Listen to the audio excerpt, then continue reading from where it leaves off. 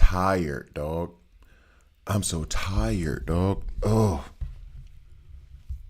I didn't get to sleep till not even that late, but my body was exhausted. Let me keep these glasses off, even though I probably need to wear them. Body was exhausted. Too tired, too tired, too tired. Woke up too early. And here's how you know I'm addicted to a game. I went and started playing Seven Deadly Sins this morning before the maintenance. Didn't realize there was a maintenance coming today. And I was like, let me just get some me time on this game. Let me just play this by myself for a little bit. Oi. All right. So what can we do while the maintenance, and that's the other part too. I wanted to play Seven Deadly Sins now. And I was like, okay, cool. So what I'll do is I'll do the like main story, and then I'll do the like exploration stuff while I'm online. We can do that, right? And then the maintenance comes and I'm like, that's not gonna happen. I don't want to. So now we kill the next 4 hours, stream a little bit now, do some adulting stuff, and then stream again later, so I can get the Seven Deadly Sins up because I am really enjoying that game. All right, let's do the Soy Fawn events as I put in the description. No, arena. This doesn't even reset until another 3 hours. Thank you, daylight savings time. This thing I've been doing, I gotta be honest, I don't know what the left, right, and all the other jazz is. And sometimes they make you exchange stuff that I do not want to exchange. But it is what it is. And let's have a little bit more fun. I have that one team. Is it? Yeah, it's already set up. I've already set it. So there she is running on her battlefield skill. So, I don't know, she gets some shine. She gets some shine. I need to edit the video that I did about building Soy Fawn teams and put that out. I'll probably put that out today. At some point later today. That might be part of the adulting thing, because typically what I would do is while I'm sending out whatever emails and coding or whatever else, I'll listen to it in the background to do my editing to be sure I don't have anything wild or crazy, then output it, then upload it. So we can do that actually too. And hopefully, I've never been a part of a Seven Deadly Sins maintenance. Hopefully they perform their maintenances a little bit better than Bleach Soul Resonance, because the Bleach Soul Resonance maintenance, if you're in North America, because we're safe over here in Europe, if you're in North America, they're like, oh, we said 3 hours, we said 4 hours. I mean 5. Okay, like 5 means 6, and if you think 6, think 6 plus 1, so like 7. Hopefully Bleach Soul Resonance has a bit more how do I put, not consistency, but they're a bit more aware of how long their maintenances will go.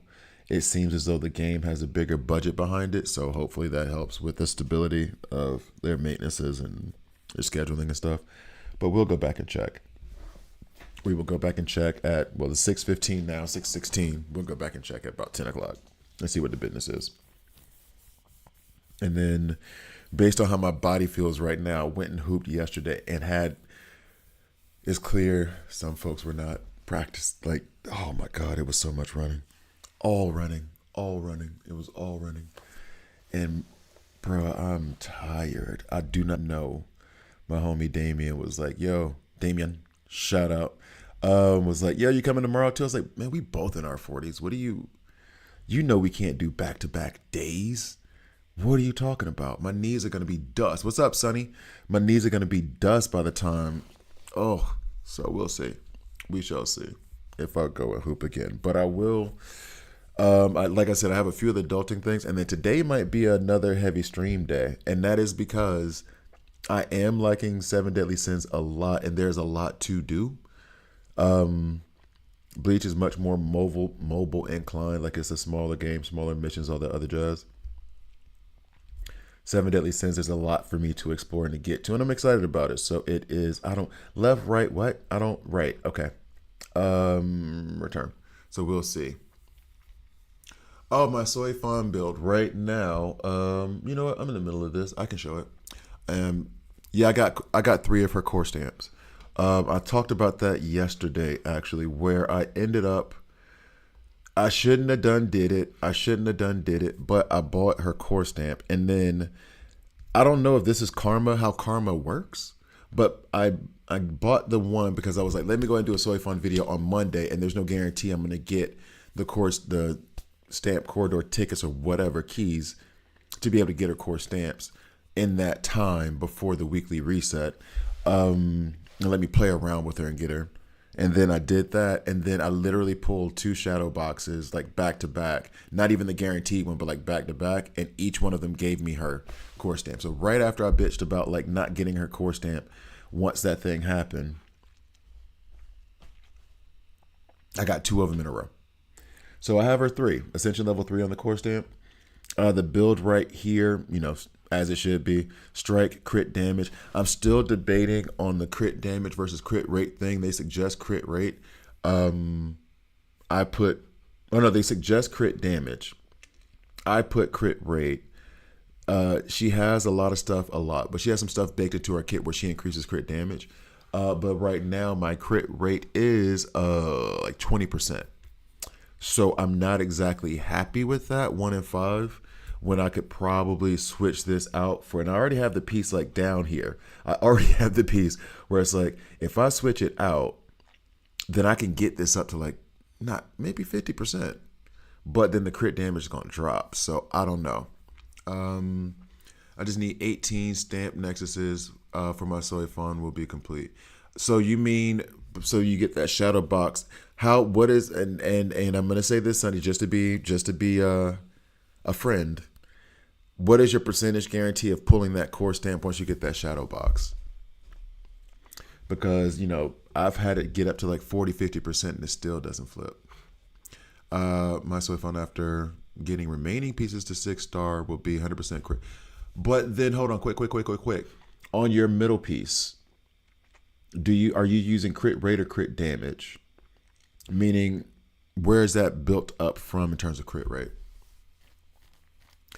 I was thinking about that too. The attack side of it. I like the alignment damage over here on that third piece a lot, especially, well, this is not a special roll. And I do, so you're going to build the attack in the middle and then have the advanced stats be crit and crit damage? Crit rate, okay.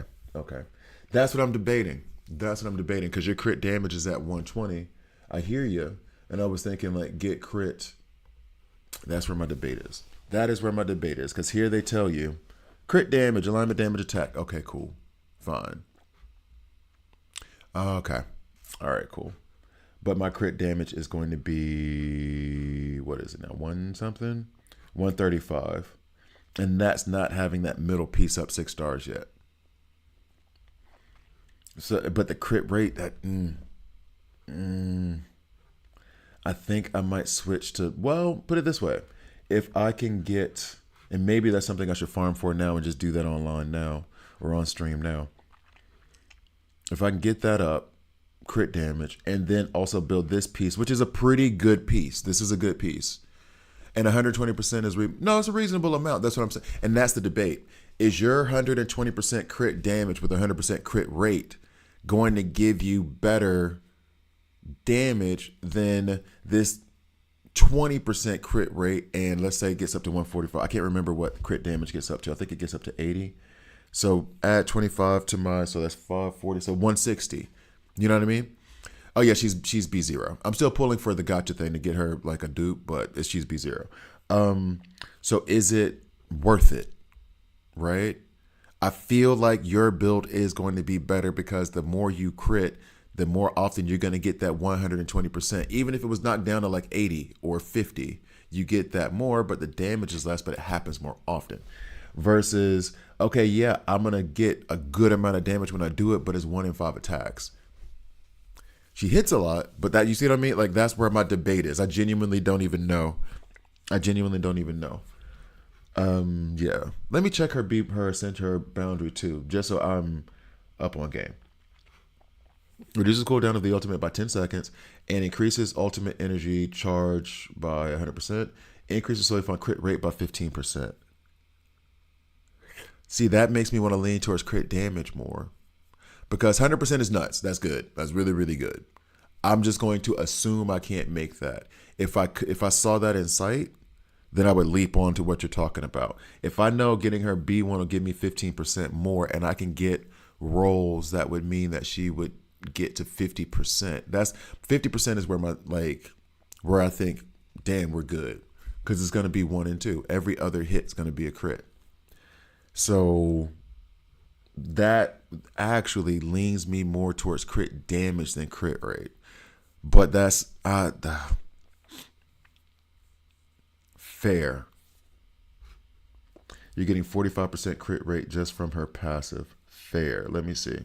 Let me get to this passive. Target execution. This is the other thing too, though. And again, a lot of the stuff I'm saying are questions that I have in my head. So it's not me saying, good or bad or whatever that you're doing. A lot of this stuff are questions in my head. This stacks 10 times. That's 40% crit damage on it. And that was the part that made me think, if I'm getting 40% off this, should I do crit rate?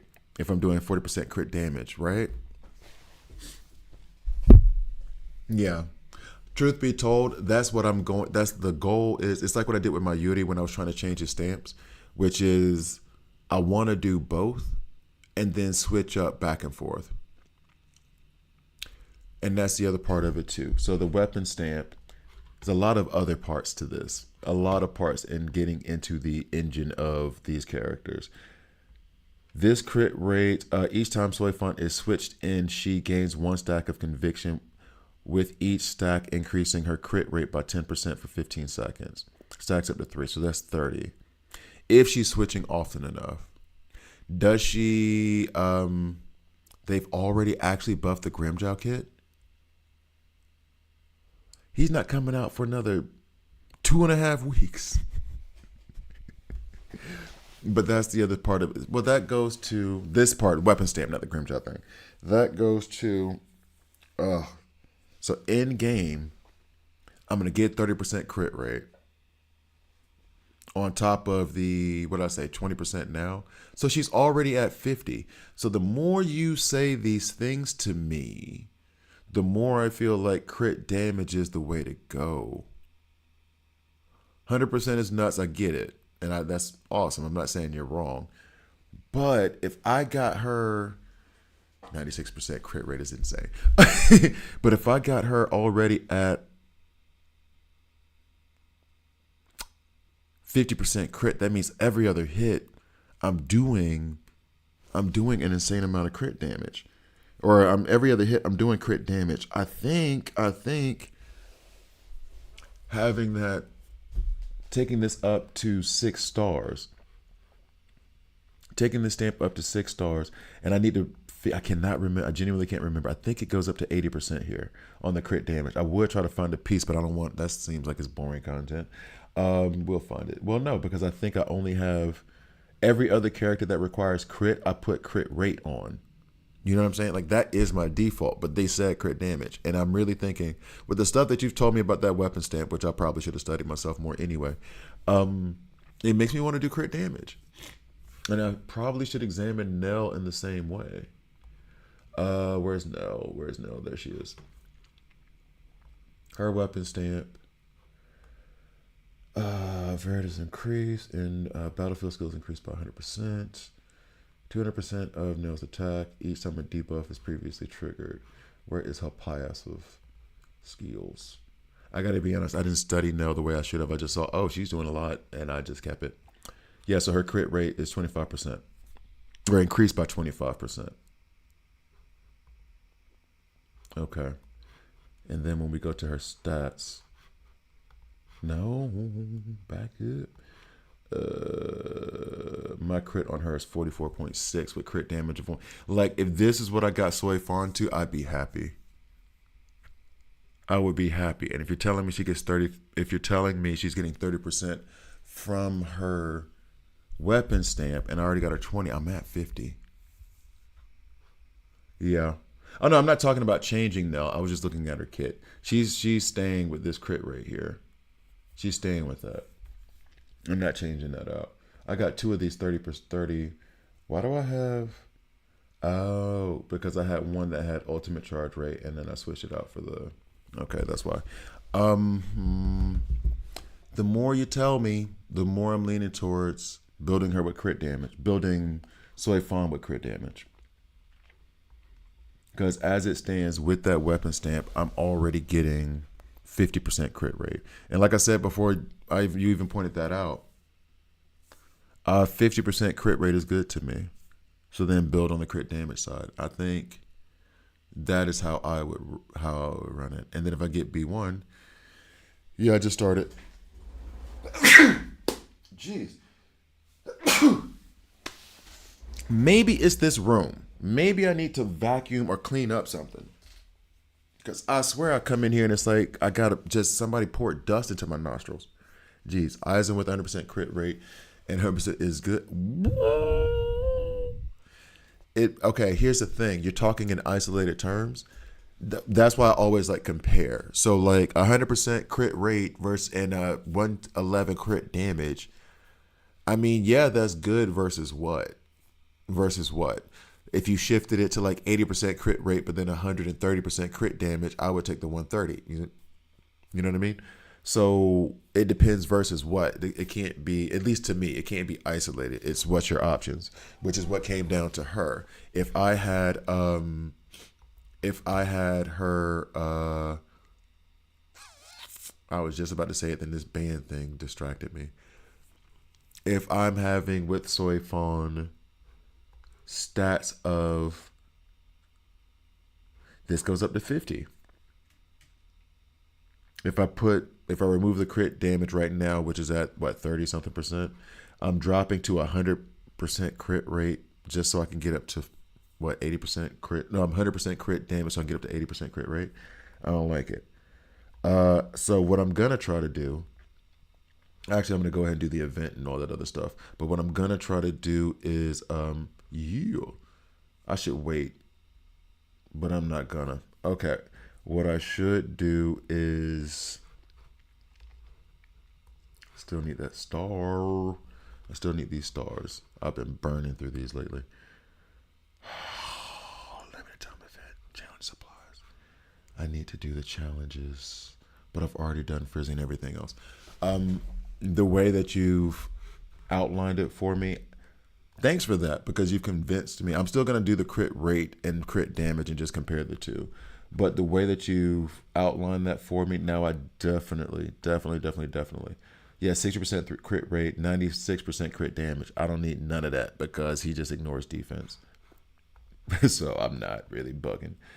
Crit rate is at 32%. I got some bad rolls on here then, if it's that bad. No, I got good crit rate there and there. And I guess there's some more baked into his passive. Or baked into his kit. Because he's a god. He's still the best. I spent a lot of money on him. I'm okay with that. He's carried me through a lot of stuff. So no, the goal is now that and thanks for the whole discussion back and forth. I appreciate it. The goal is now to just stick with crit damage. And then I'll do the crit rate thing as part of the experiment to see how it goes. And maybe I prove myself wrong, but I think I get it now. And the other thing I want to check was on her weapon stamp. If this gets up to Ascension level 2, do they detail that? Ascend. Do they detail what the second effect is going to be? They don't. They do not. Where do I get this item from? Exclusive weapon stamp dismantle epic. Wait, if I dismantle this epic, am I able to level up her weapon stamp? Let's see, Rukia. I don't play with him. If I dismantle that core stamp, or if I dismantle, no, that doesn't work. Or if I dismantle, this is about to be crazy. Am I gonna do that for Soy Fawn? If I dismantle the weapon stamp for Ikaku, for example. Will that help me get to the point of where I can? Okay, there he is. Let's see. Let's see. This is Well, I want to let me go to details on him. What are y'all doing to me? What? They won't let me do the details on any of these, but then details on this. No, no. All right, so then there's something else going on. Let me try this and dismantle. It won't let me get to their core stamps like that for some reason. Well, I guess because they're equipped. Let me go to Sanjin, the guy who is definitely out of favor with me, along with Ikaku. Maybe I'll do Ikaku first, because Ikaku, he's not even level 100 right now. Weapon stamp, let's remove this. Let's remove that. And let's see what that looks like, because I might be doing something stupid in a minute. Backpack. And then you guys can watch me do something stupid and be like, nah, I'm not doing that. Or he's a genius. This is his core stamp, weapon stamp, sorry. Where you at, Akaku? Don't you hide from me. Don't you run from me. There he is. So, and I can't go to detail. Oh, I can go to details now. That's weird. Anyway, so then dismantle. Lord have mercy. I got a lot of stamps down there. Why? Hey, y'all seem to be messing with me. There it is. So I get one of these. If I get 5 of those, 169J. What are we doing, bro? We balling. Bro, we balling. I go into the gotcha store and make it rain. We balling. I don't get to spend money like this in real life. Well, and if I can't do it in real life, I'm gonna spend in-game currency like that. We ball. Will you summon? I don't know who that is. Let me look up the name real quick. I'm really if you guys couldn't tell, I'm really bad with names. Let me check this real quick. I need to see because same thing with Game of Thrones. That woman was called the Dragon Queen for the longest time, and then Cersei was called the Bitch Queen for the longest time by me because I just didn't know their names. Him. I like him. Ish. He was alright. Why they give him such a complicated ass name? He was cool. But no, here's the thing. I'm a content creator. I'm gonna pull for everybody, and I'm gonna put the investment into it, just because I need to be able to create the content. So my motivations are slightly different. That's why it's harder to be a free-to-play player if you're making content, because then what am I going to do? Just skip out on a character for 3 weeks and then make a video about what? So even for that couple of months when I wasn't making videos, I was still collecting the characters because I knew I'd be coming back to this, and I can't have coming back to making content, and I can't have holes in my roster and then give you guys advice on what to do next. You know what I'm saying? So I knew I was going to be coming back after my hiatus, so I have to. It's just I can't be. That's why you hear a lot of content creators would be like, here's my main account. I'm going to do a free-to-play account, and then that's like their guide to show you, hey, this is how you would do it if you were free to play, because they can't really be free to play. I can't tell you how good Aizen is versus Nell if I don't have either one of them, or if I only have the one, right? So it's a little bit of a different motivation. However, I'll also be real. I was doing free to play for games a lot before I was making content, because this was the problem with me. The idea of spending money on something digital that I can't have in my hand bothered me, still does. But this is towards a quote unquote job. Like this earns money. But like when I was just playing straight and I wasn't doing anything, I wasn't spending money on games. No, because it wasn't logical to me. That it's like the same reason why I hate Spotify. I'm going to spend this money, but I don't own anything at the end, and you can take it away from me. So like when DC Legends, I did make that game. I did make content for that game. That game died. Everything I had that I put into that game monetarily disappeared. So it's basically me drinking a beer and peeing it out later. Is gone. It gave me a little bit of fun for a little bit. Now it's gone.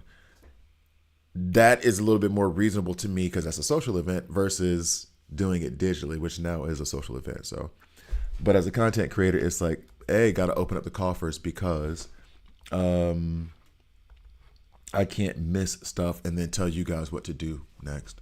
And I can't, you know what I mean? I can do that with free to play now. So anyway, long explanation for some BS. I usually get lucky core stamps. Core stamps at first I was getting lucky, then towards the end of it I wasn't. DC Legends was an old school.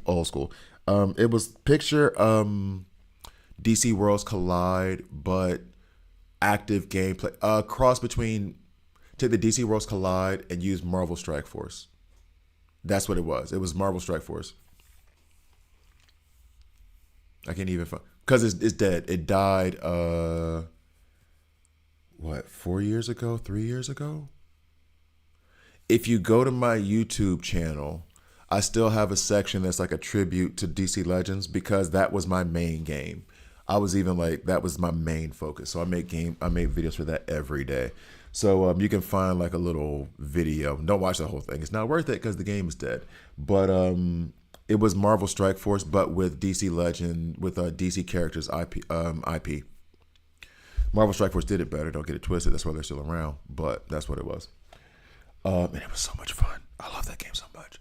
However, you would have hated it flip because it had a very heavy PvP mode, very heavy. And I know that is the bane of your existence. All right, so I don't like Ikaku.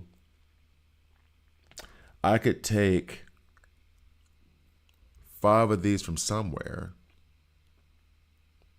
and then upgrade Soifan's weapon stamp.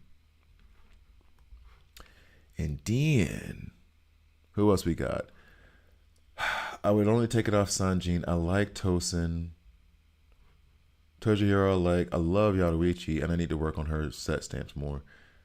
Gin, Nell, Soifan. So I can't really do it with anybody else. I'm not touching him. Yeah, that's it. That's all I could do it for. I can only do it for one more. Byakuya has like I've rediscovered a value in him. Like I would rather have him on the Slash team than Ichigo at the moment. Yeah. I can't do anything with it. Damn.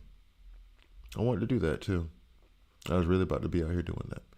Now if I take these, which are go to the details here, or go to dismantle, better said. And I do it for the purple characters, I guarantee I don't get the same thing, right? No. Yeah, you get them things. Boy, oh boy, oh boy. That sucks a little bit. All right. Oh, actually, I do need to destroy some of these weapon stamps because I need some more of this currency. I just spent a lot of this on gold. So, dadgummit. Okay, so back to Soifon. And actually, I should go back to her event so I can farm for it. So the next step for her is going to be trying to get the 10 stars I need so I can be able to take that up to 6 star.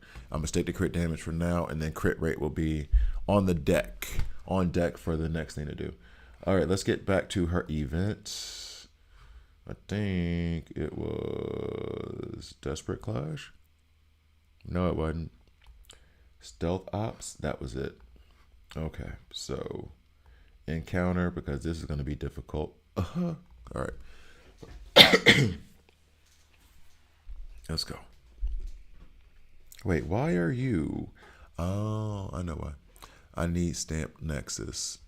Wait, what is Stamp Nexus? Is that are those just the keys for the stamps? To get the set stamps? Is that what you're referring to? Or is there some new thing they're about to add to keep people from complaining about set stamps even more? Let's go with, what was it? Music. Oh no, not music, because that got me a copyright strike. There we go. Andiamo. The game definitely needs to get more stamp. Yeah, because I have a bunch of them and it's still not enough, and that's based on me like getting that battle pass. So wait, Stamp Nexus. I was thinking of the Stamp Keys. I'm sorry. Yes. Yes. And they make it hard. It looks more like Marvel Contest of Champions. The yes and no. I think you might be looking at the wrong thing because I did play Marvel Contest of Champions before anything. That was the first, one of the first mobile games I played. Nope, Star Wars Galaxy of Heroes, and I did not understand that game, so that was short lived. That was like my first like dive into it. But it was like you have turn based because Marvel Contest of Champions is action based, like Injustice 1 and 2 on mobile. DC Legends is turn based 4 member teams instead of 5 member teams, like Marvel Strike Force is, but still turn based. And then still like gearing up your characters. There's no real individuality when it comes to characters. You get up to a certain level, you add the gear, and then they're gonna be at that level. So there was not a lot of diversity within like individual characters like Soy Fawn. Now we can talk about different builds and stuff, which is much more like a Raid Shadow Legend style. I say that like other games haven't done it. That's just the first one to pop into my head. Or like Seven Deadly Sins, which I'm loving. But no, it was really much more like Marvel Strike Force, where it's turn based. You got 4 characters. I even ran the put to sleep thing for them as well. But yeah, it was fun. And this is probably a carryover to the DC Worlds Collide, which is why I was so aggressively upset with DC Worlds Collide, is that you have a good IP and you have 2, if not 3, of the most identifiable and recognizable superheroes in the world. You can still, Avengers and MCU and all the other stuff made Spider-Man and Iron Man and Thor way billions times more popular than they were before. People still know Batman and Superman more. They're just known. They're just entities that are known. And you can't make a game to use their IP in a way that has people wanting, that has a game last for longer than 5 or 6 years. If that. DC Worlds Collide lasted for not even a year. So, you know what I mean? Like that was some carryover frustration. But yeah. That is a long roundabout way of saying they screwed up another game. Thanks, DC and Warner Brothers. You screw up their movies, then you screw up the games. Why do we still like them? Oh boy, Netflix should have bought. Well, let me stop. Anyway, well, why would I stop? What are they gonna do? Come and sue me for saying that Warner Brothers sucks at making games and movies, at least when it comes to comic books? Yeah. Because they suck at marketing. Like the fact that game lasted for 6 years is astounding, given how much they fumbled and mishandled everything. Absolutely insane. It was so like it had so much potential. It had so much potential. Ugh, it had so much potential, and I made a badass intro for it too. It had so much potential, and they just fumbled the bag. Like, bruh. It could have been Marvel Strike Force, basically. And Marvel Strike Force has had its ups and its downs. And I think it's currently in a down right now, to be honest with you. But it's not going anywhere because they're going to invest into it, get the right people in. Gonna miss Dorky Dad. Get the right people in to, like, fix the game and keep it going. Star Wars Galaxy of Heroes has been around for, like, 15 years. You mean to tell me a game featuring Wonder Woman, Batman, and Superman couldn't last longer than 6? Get off me. Marvel Future Revolution. Oh. Talk about fumbling the bag. Dude. I think that was that the one where they literally just, it was a Netmarble game, which Netmarble recovered with themselves on 7 Deadly Sins. It was a Netmarble game, if I'm not mistaken, that I did like for a month or two. And if you thought Raid Shadow Legends was trying to run your pockets, they did not last longer than like 6 months. Because it was really, you had to grind so hard or up like $200 every week. It was stupid. And it was basically, well, nerds are gonna pay for money, but or pay are gonna pay money because they like Iron Man, bruh. Some of us got bills to pay. I don't like Iron Man enough to be homeless and hungry. It was so trash, and they had the same kind of, not same concept, but kind of the Seven Deadly Sins concept of where you could like build the characters in a certain kind of way for yourself. They fumbled that bag huge. Yeah, it was. They tried to recover too. They were trying to be like, wait. We're gonna make things less expensive. Not that much less expensive. Y'all suck. They butchered that. They butchered that. That was a straight up cash grab with a lot of it, which is what I feel about DC Worlds Collide now. I feel like they knew that they screwed up something big time in the background, and so they were like, we're gonna release this, get as much cash out these clowns as we can, and then scrap the game. And they talk about selling it, and I guess that's what keeping people around for it. I noticed that people still ask about it, and it's like, why? Why are you asking? Nothing about it's changed. So you're asking me for new content on old material. You really want me to say the same ish over and over.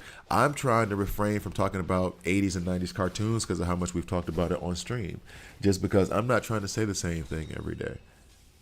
I want new, interesting stuff. I want to be able to develop and be creative. And that was one of my main, that's one of my only problems with Bleach is that the set stamps and the set stamps themselves specifically have gotten so specific to the characters themselves that it's removed theory crafting from it. And so it's like, hey, I don't get to be creative. I don't get to try. It's basically Flip said, this is what works.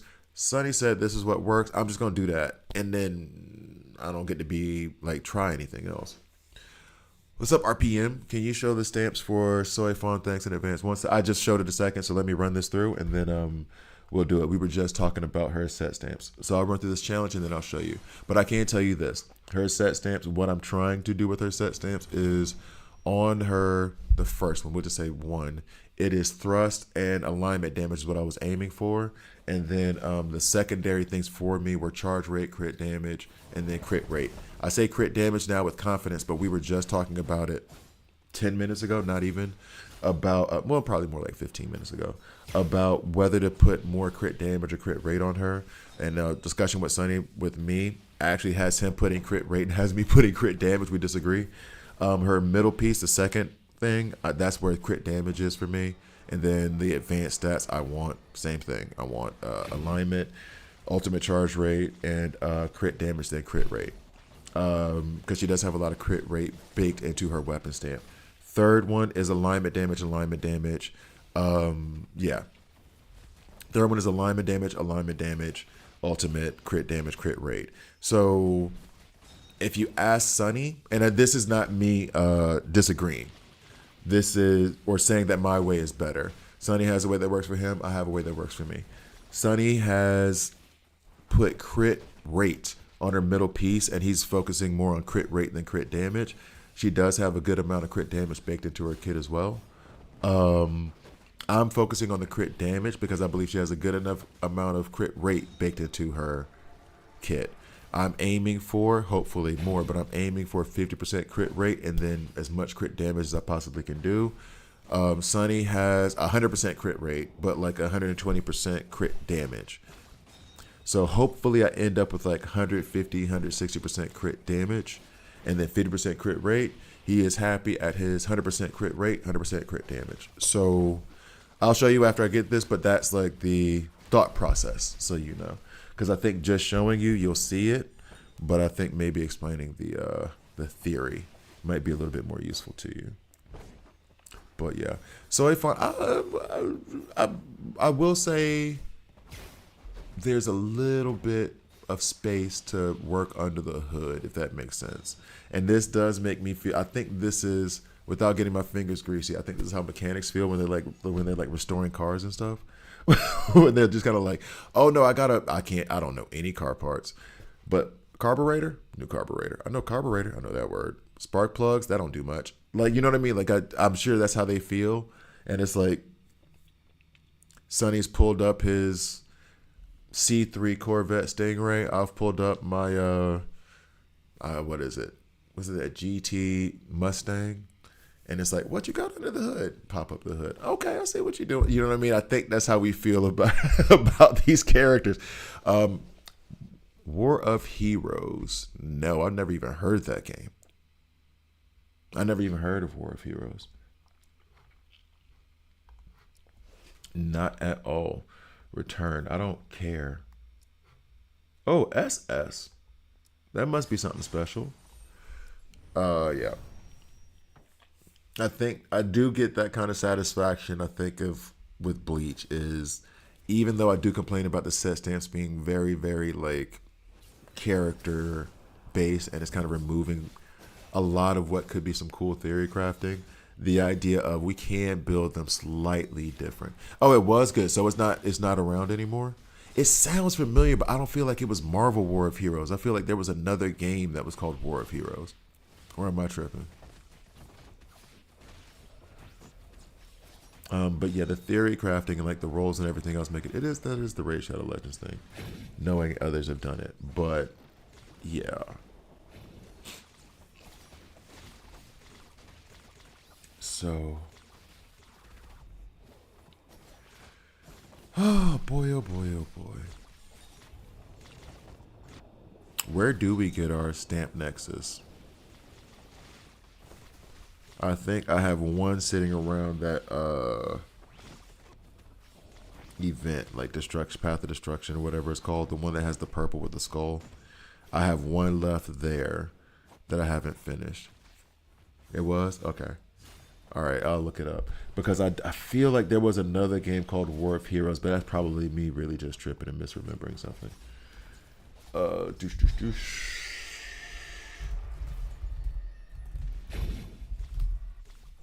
Whoa, no, oh, it's an arcade game. Oh no, that's War of Gems. Sorry, I was about to say like that. I was just about to say that looks like something I played in the arcade in the '90s. My bad. Hold up. War of Heroes. It won't show up. Oh, there it is. It was a card game. The thing they were replying to was Marvel Snap. Oh yeah, by the way, if you liked Marvel War of Heroes, Flip, apparently here I did play Marvel Snap for like a couple of days. Not my style, but it seemed like a lot of fun. Check out Marvel Snap then, because it says that War of Heroes was a card game. So check out Marvel Snap. You might like that then. And that one seems to be flowing under the radar as well, but from what I understand, the people who do play it love it. Insufficient what? Mobility points. Man, off me. Off me. Claim. All right, so let's check out Soy Fun real quick since this is done for the moment. So yeah, back to it. I have one thing I need to fix that I was telling everybody about before, and that is just that middle stamp piece. So yeah. As I said, strike damage bonus, alignment, charge rate, crit damage, and then attack percent. This is actually a pretty good piece. The only argument I would have is I think I would rather have crit rate over ultimate charge rate. I need to change the order of priority because I would like alignment damage bonus, crit damage, then crit rate, then attack, then ultimate charge rate. I think is how I would go. This is the order of the advanced stats. Yep, this one alignment damage bonus, crit damage at the top. And yeah, so like I have my crit damage, crit rate, then attack. This is like, for me, for her, the perfect piece. I did play, there was one that I played that was a crappy game. Like Chaos Zero Nightmare level crappy that I loved. That I absolutely loved. It was like Shadow League or League of Shadows or something. It was crap. I loved it. I don't know why. They didn't money grab or anything. It's not like it was crap because they were trying to like it was just bad, and I liked it so much. And then yeah, this one alignment damage, ultimate charge rate, then crit rate. Good roll on the crit rate actually, and then I wish I had gotten a better roll on the alignment damage, but I got defense. Oh, all right. Question. No, it doesn't work that way, does it? It doesn't work that way. If I dismantle this piece, for example, that's just floating around, will I get my stamp nexus back? Shadowverse, dude, how did you know that? I don't know if I should be impressed or worried about you. That might have been it. It might have been Shadowverse. I don't know if I should be impressed or worried. Hold up. I think that was it. Oh no. It wasn't that. It wasn't that. It wasn't that. Sorry. I mean, and I hate to put it crappier than what this looks like. It was not anime based. It was random. It looked like they took. Do you guys remember the game Double Dragon from the 90s? It's like they took characters from that and gave them like color as opposed to like what it looked like on Game Boy. And then they just used those characters in like a card game. I can't even describe it properly. I wonder if it's in my Google Play like download history. Like, I mean, bad, dog. Bad. So let me see. I'm about to try this actually, because I'm doing crazy stuff right now. I'm just waiting on Seven Deadly Sins to come back. About need to make a cup of coffee. Let me see. If I dismantle this piece, will I get my stars back? 60. Ow. You can't dismantle 6 star pieces? That sucks. Come on, man. Let me dismantle it. Let me dismantle it. Let me be crazy. What are we doing? Why not? Oh, damn. I thought I was going to get those Nexus back. Damn. That would have been fun. Fine. Make my decision permanent. Whatever, dog. And I can't trash it. I'm too scared to push this button. I know to ask me, are you sure? And I'm still too scared to touch it. Okay. Damn, that sucks. That would have been nice. All right, so now that I'm stuck on that one part of Soifan's event, let me see if I have anywhere where I can get those stars that doesn't require me to spend money. So, am I crazy like that? No, I can't spend Jade on Nexus. I can't. I'm thinking on it. I can't do it. I want to do it. I'm not going to do it.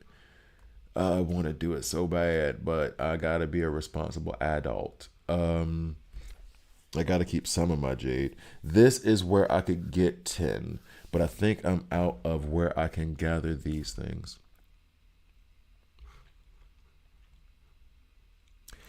Here's the thing too, Flip. It was a good 10 years ago. I'm not 100% sure the word shadow was in it. It's clear as day in my head, and I guess when the singularity happens and you guys can like just see my brain, we'll be cool with it. But like as for right now, it's clear as day in my head, but I cannot think of the name of that damn game. But if they told me like the development team for that game was like 7 people, I would have believed them. Some dudes just hanging out one day saying they wanted to make a game. They did it and took them a couple months, put it out there, probably made a couple bucks off of it, and then just went by the wayside.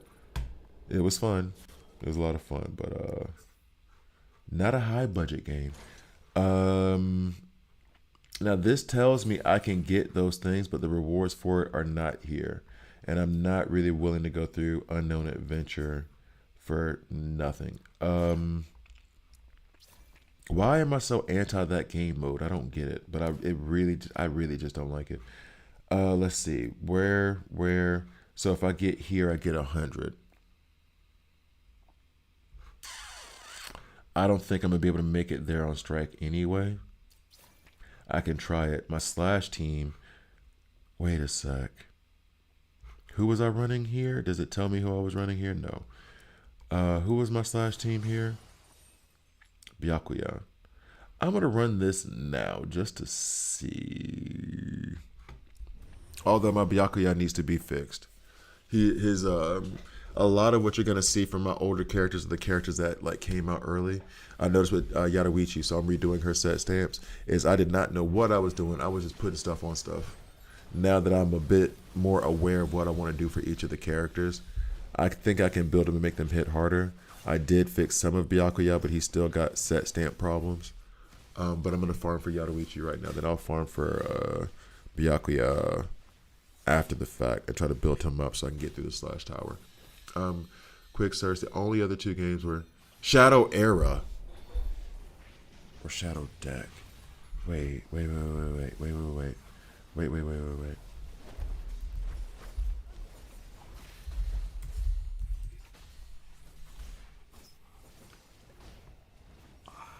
That looks familiar, but I don't think that was the game. The Shadow Deck might have been it. I don't know. Unless I'm just, boy, that age is kicking my butt. No, that don't look it. That don't look like it. No, that don't look like it. I mean, I'm on my Google account now. I could theoretically, because they do give you like your history of your downloads. I don't know how far back it goes though. Recent activity on play. Flashpoint Beyond. I don't recommend buying that comic book. Anyway, moving on. Oh, there's DC Legends. Fight for Superheroes. Thug Tier. Injustice. Good comic book series. Darkness Rises. I don't even remember downloading that ish. This seems Rise of Kingdoms. That was fun. I played that for a good little bit. When did I buy A Christmas Story? I remember that for a good little bit. That was a fun game. Short stories in Spanish. Recent shared activity. There's no way any of this stuff is recent. There's no way any, and that's all that's put up there. Toy Wars. Vaguely remember that. Let's see. I think somebody's on my Google account playing random games that I used to play.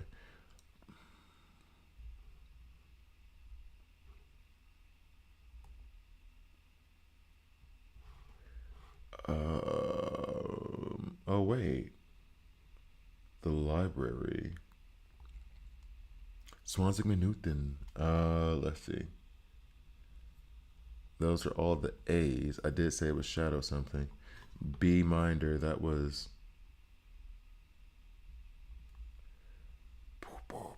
Oh wait, I think it does show you a lot. This might have it in here somewhere. So pro tip, go to Google Play and then go to library if you can't remember the name of a game. But wait, here's the thing. Marvel War of Heroes, I guess it was server based, so you couldn't do that. That was the same thing about DC Legends. I was like, if I had the money, which would have been a good bit of money, I would have legitimately been like, I'm buying this game. I'm going to open up a server. I'll manage it. And then whoever wants to keep playing with me. I know it won't have any new characters, but you know, that's fine. It's for me. Plus the way the PvP worked, it would have worked either way. The COVID certificate. Remember when that was going on? Oh my God. We had a whole ass pandemic. That is insane. That feels like 100 years ago and like 2 weeks ago at the same time. Disney Infinity. Disney had a really good turn-based fighting game. I found it was fun. I didn't stick with it, but that was a pretty fun game. Dr. Panda's Veggie Garden. That was for my daughter for sure. Duolingo, waste of time if you actually want to learn how to speak a language.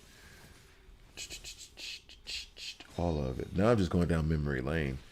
I downloaded some craptastic apps. What was I thinking? It taking me back to that moment in like my life. Your boy might have been going through it at some of these things.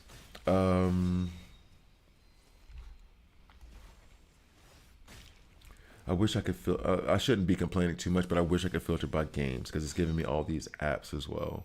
If I could filter by games, that'd be sick. Clearly my phase of trying to learn German.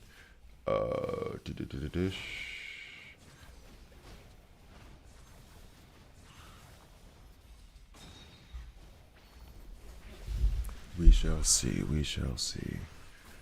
See, now I'm kind of like determined to find it. It was Shadow something. And here's the thing too. It was such a low key. What's the name of the Disney one? Let me But although I don't think the name of the Disney one had Disney at the very beginning. It might be further down. Um, this Disney was Disney Infinity Action. I don't think that's the one I was thinking of, though. You can Google it, but I don't think that's the one I was thinking of. We'll get. I think it was Disney Arena. Disney Arena. Was that what it was called?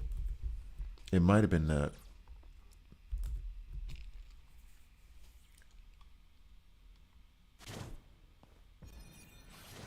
Oh, there's the Japanese apps.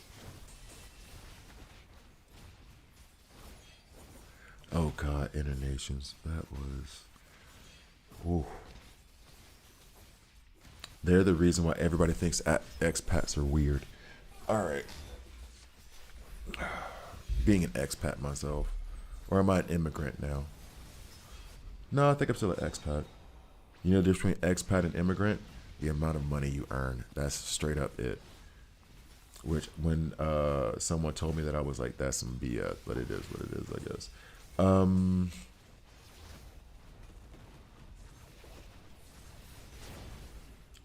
Let's see. None of y'all, none of y'all, none of y'all.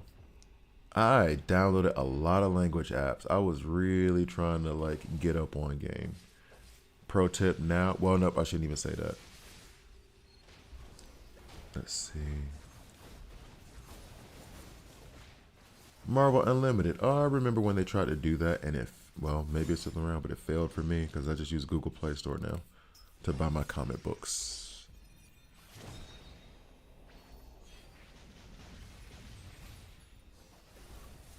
Mix and mash Marvel Mashers?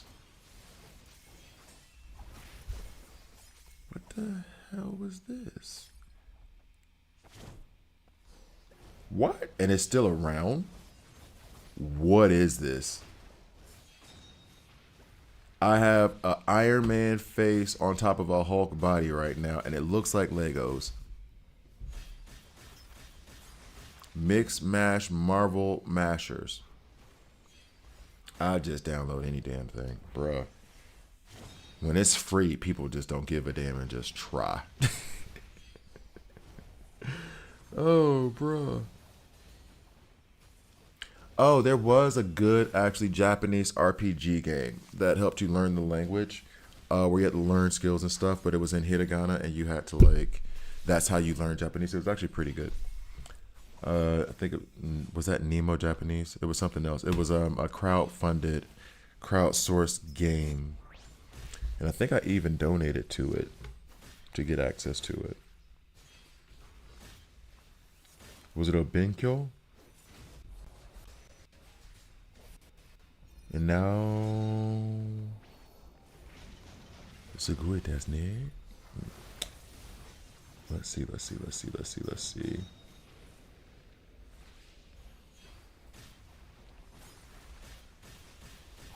So now we're on the last stage of it. Yeah, Disney Sorcerer's Arena. That was it. Disney Sorcerer's Arena. It wasn't bad. It was good. It was one of those, like, I'm not saying it's the best in the world, but it was good for the Disney like realm of like we're gonna do like this kind of a fighting arena thing. I played it for a good little bit, even just like independently without making content for it. It was just fun.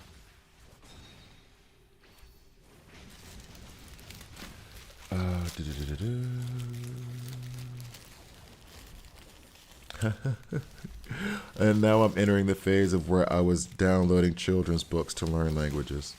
Lord have mercy. I really did try everything.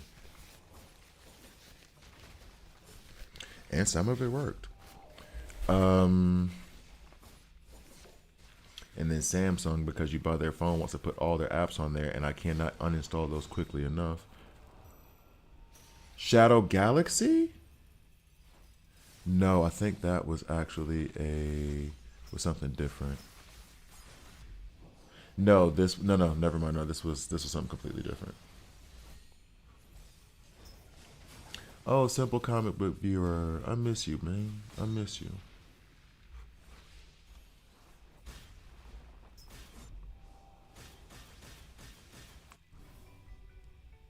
So yeah, I've gotten past the section that would have Shadow in it. So Really, I told you Shadow, and it was incorrect. Unless they're missing stuff here. But seeing as how they're bringing up Solar 3D, which is what I did with my son, like he's 18 now. He was a kid, so like I clearly gave you the wrong keywords to search.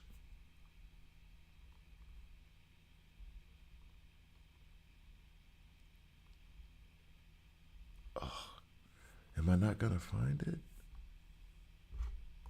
It's gonna bug me now. Up, defeated.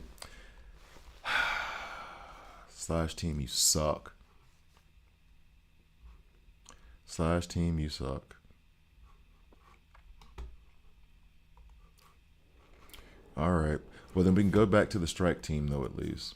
Because I believe that since I have updated Soifan, we should be able to get a little bit further in this trial.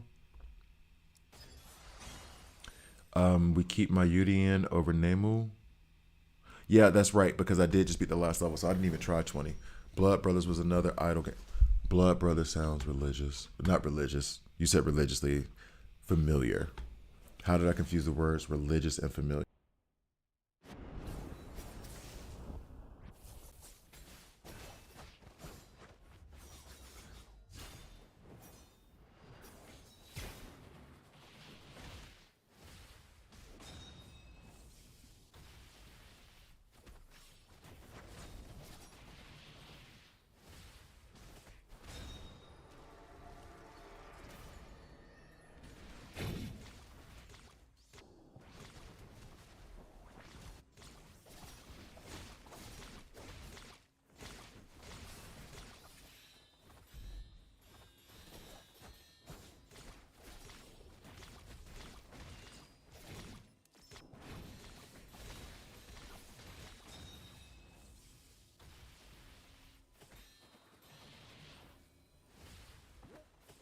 For those of you who I haven't released a video yet on building teams around Soifon. I will release that later today on YouTube. But if you're wondering why I'm running Mayuri with Yaruichi and Soifon, that's because he increases the alignment mastery of his teammates. And since Soifon wants to do alignment damage, it works out well. Yeah, but I have a full video on that that should be out today on YouTube.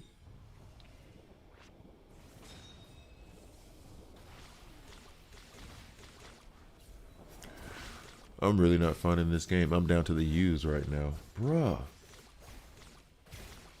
I'm gonna have to spend it where I can actually focus. But I know that game exists. It was not a dream. It was a real thing that happened in my life. I promise.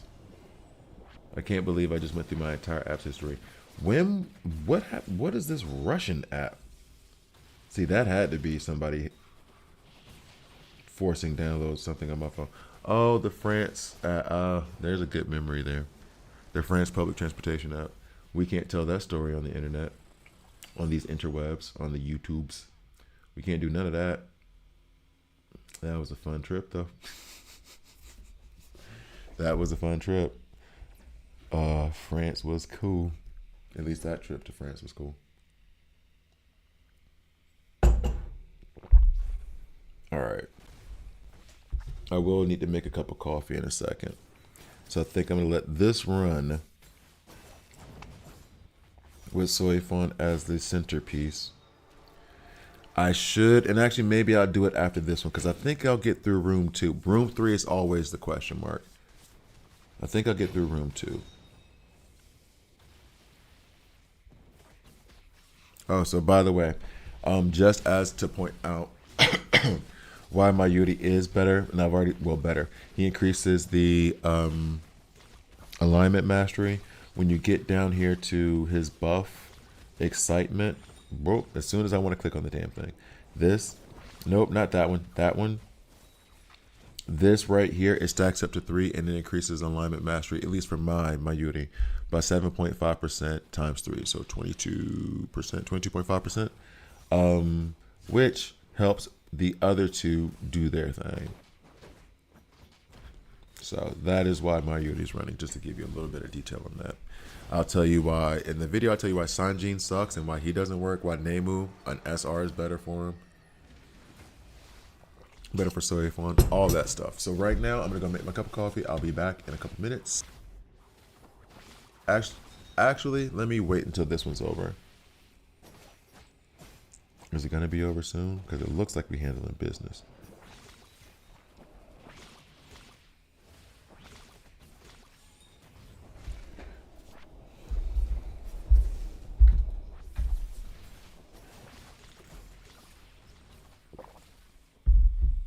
Looks like we're handling business.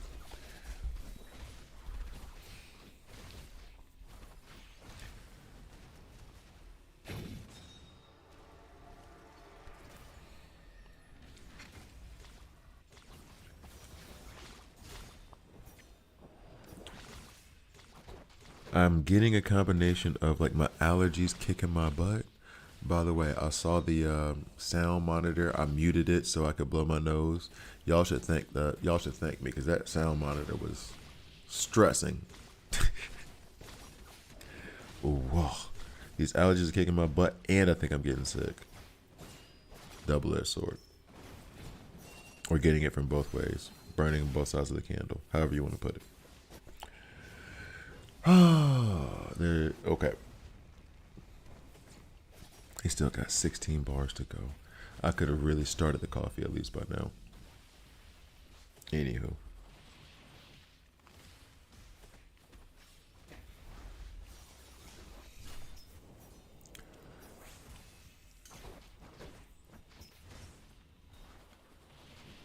See, they're really handling business, and we still have our 3 excitement up.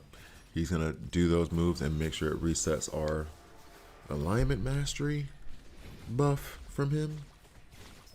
And then they hop back in. And that's the plus side about using my Yuri. He is like the antithesis, the complete opposite of Aizen. Because Aizen wants to be on the screen all the time. My Yuri seems like he doesn't. Seems like he gets involved as little as possible, as little as he possibly can, and then dips. All right, so we're at 127 with this boss about to be done. So is this farewell for floor 3? We'll find out in a second. All right, so let's go ahead and do that. Confirm. Now, be right back.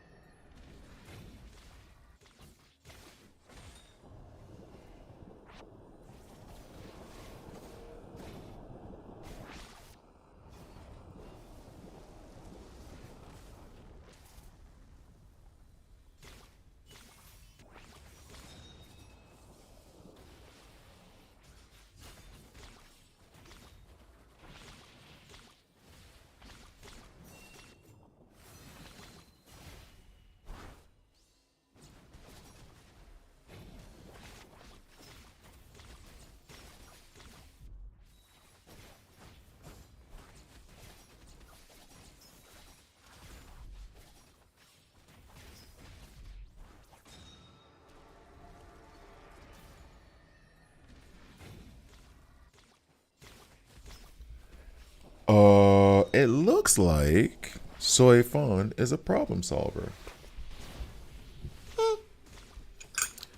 What's up, Spike? What's up, Spike? Hadn't seen you in a minute. Hadn't seen you on a stream in a minute. You finally got to get one. And I was just about to get off. I'm teasing. I'm gonna be on stream for a little bit. I don't have to do any adulting stuff for another, let's say, hour and a half. All right. So how many of these do I have now? All of this with the overall goal in mind of getting more Nexus, so I can get 6 stars on that middle piece, that second piece for Soy Fun, so I can increase her damage. So, yeah. Well, and here's a heads up for you, Spike, because I know, and actually, because I know that a lot of guys, y'all are out of my time zone, by a lot. Idea right now is Bleach. We're trying to develop Soy Fun, get through these events and thing, or get through this, whatever, action, play. I can't think of the word right now for the game. And then round about 10 o'clock my time. So 2.5 hours from now, I'm going to take a break in about an hour because I need to do some adult stuff, emails and all that admin stuff. And then your YouTube hasn't been notifying me when you're on. Huh. YouTube, tighten it up, bro. Get it together. But then I'm going to go back to 7 Deadly Sins. And then it might be like I did yesterday, because I did a pretty long, pretty heavy stream day. Because honestly, I need a break for a minute. I've been doing nothing but coding for a minute. And I needed a legit break. Had a nice Easter weekend with my daughter. Took her to Germany. We went to Coneyland. And, well, we stayed in Germany, but Coneyland is in Switzerland. And we'll do Europa Park another day. But it was fun. We got to have a ridiculously dad is awesome and being a bad dad at the same time breakfast on Easter, because of the hotel where we stayed. You can tell this story. The hotel where we stayed, right? I thought it was in the middle of the city and it was pretty expensive versus what the alternatives was. It wasn't like anything nuts. But everything else was booked. I went there thinking like, okay, my daughter, one of the things I want her to have is like whenever she came to my house, like when she grows up, she'd be like, no, every morning I would have blueberries and raspberries at my dad's house. No matter what else I was cooking, it was going to be like, if I'm cooking eggs and, whatever else, or if I'm just cooking like croissant, Gipfeli for the Swiss, for the initiated, then she would always be like blueberries and raspberries. So I got her some blueberries, got her a little bit of like the donut. So she, it was fun time with dad. So she gets to have like, not great breakfast. That's what I thought. Then I thought the hotel would offer breakfast. They offer coffee. Very adult breakfast, basically. You can have a couple cups of coffee and tea for free. And I was like, y'all charge me a lot for just some coffee. So then we find a restaurant. All right, sweet. Go ahead and get you some waffles. All right, cool. It was a walnut waffle, and I got a banana waffle. What I didn't realize, I thought when you say banana waffles, I think of it like banana pancakes, where it's like integrated, like how I make my banana pancakes. When you said walnut maple waffles, I'm thinking they're going to put walnuts and maple syrup on it. What they came out with was a waffle covered in powdered sugar with a thing of ice cream this big on top of the waffle. It was maple walnut ice cream, which was good, dog. And then the banana waffle was 2 bananas sliced in half, and then like sliced in half and then sliced in half again, on top of the waffle, covered in chocolate and whipped cream. I might put that out without her face, and I might put that up on Instagram. I put that up, and I was like, yo. And I sent the picture we went with some friends, my homegirl Margarita and her I want to say husband. It's not her husband, it's her boyfriend, but they married. They're gonna be together forever, and his kids. So we went to the Coneyland and all that stuff together, and I sent him a picture like best and worst dad ever, because I got my daughter over here eating ice cream for breakfast. Her eyes are eating ice cream just like, this is delicious. Of course it is. Don't tell your mom. Of course this is delicious. Don't tell your mama that's what we doing. But it was Easter. It was fun. I got a nice little like just departure from Zurich for a bit, and then came back. I was talking to El Cesti about it as well, and she sent me a message about like she's just not motivated to go teach today, and I was like, join the no motivation club. We finally got some good weather. It's finally north of 20 degrees. 20 degrees means nothing. Like 85. It's finally warm. All I want to do is play video games, open my window, sit on my balcony, have a beer on the terrace. You know what I mean? Like, I just want to chill. I do not want to do any work. This adulting stuff I have to do is basically like 3 phone calls I need to make. And it's asking me to make 3 phone calls is like you just asked me to push a boulder up a mountain. What's his name? Purgatory style. So, like, I don't want to do nothing. So heavy stream day yesterday. The day before that was straight video games. I didn't do streaming. I just sat in this chair in my living room and did nothing but play video games. It looks like, I mean, it's Wednesday. It looks like that's going to be my week as best of my ability. And then I'm going to go back to being a full-fledged adult next week. While trying to maintain the streaming stuff. Try to come back from my hiatus with a vengeance. So we will see. Hopefully YouTube will notify you of the streams, but I'm going to try to do, I'm not going to make any promises, but I'm going to try to be way more consistent and way closer to the whole daily thing. Not daily, but like 4 or 5 days a week. You know what I'm saying? When I don't have my daughter. So we're going to try. We're going to try to get back to that rhythm. DC Worlds Collide falling apart took a lot out of me. Well, took a lot of motivation out of me because I spent months building content for that game. Months. And they just basically went. So we shall see. 7 Deadly Sins seems cool. It also seems like a game that I can play with you guys while I stream, which seems like it would lead to some very funny, very I'm gonna need a bleep button thing. Hopefully. They have a new event coming, so that'll be fun to explore today. Bleach. It's consistent with what it does. They have maintenance problems, which makes me not want them to merge the servers anymore. But I'm still liking it. I'm still enjoying it. I think Bleach will become more of the, I say secondary game, but I think Bleach will become more like the secondary game, but I'll still do content for it, still love and still will play. And then 7 Deadly Sins, if it is what I think it is, if I can interact with you guys and play this game on stream, then that will be something that'll probably become the more like focused thing. I miss DC content, but you made the right choice. Man, I didn't want to have to make that choice. I didn't. They forced you into it. Oh, no, to be fair, 7 Deadly Sins did say it was going to be 4-hour maintenance. They did say it. And that's where I was like, hopefully they don't do the Bleach thing of like, by 4 we meant 5, and everybody knows 5 means 6 plus 1, so 7 hours of maintenance. I was hoping like that wasn't going to be the deal, but they did say 4 hours and that they would notify us if there was anything else. They say go to that notification screen, but it's kind of like, we'll see. But they did say 4 hours of maintenance because they're resetting to do a whole bunch of new events. I really enjoy the gameplay, and it's a part of my daily routine, which is why I'm still playing. And that was the thing too, is that it had become part of my daily routine. And so I just uninstalled the game like 2-3 days ago. Me breaking from it was difficult, but it was one of those, put it this way, if I wasn't creating content, I would have kept playing it and just like stuck with it until they died. But because there's just a finite amount of time in a day, and well, my job right now is me building a company. But like when I do building a side company, that's I shouldn't even talk about this so much, but building a side company while doing a job search for the next job in my career path,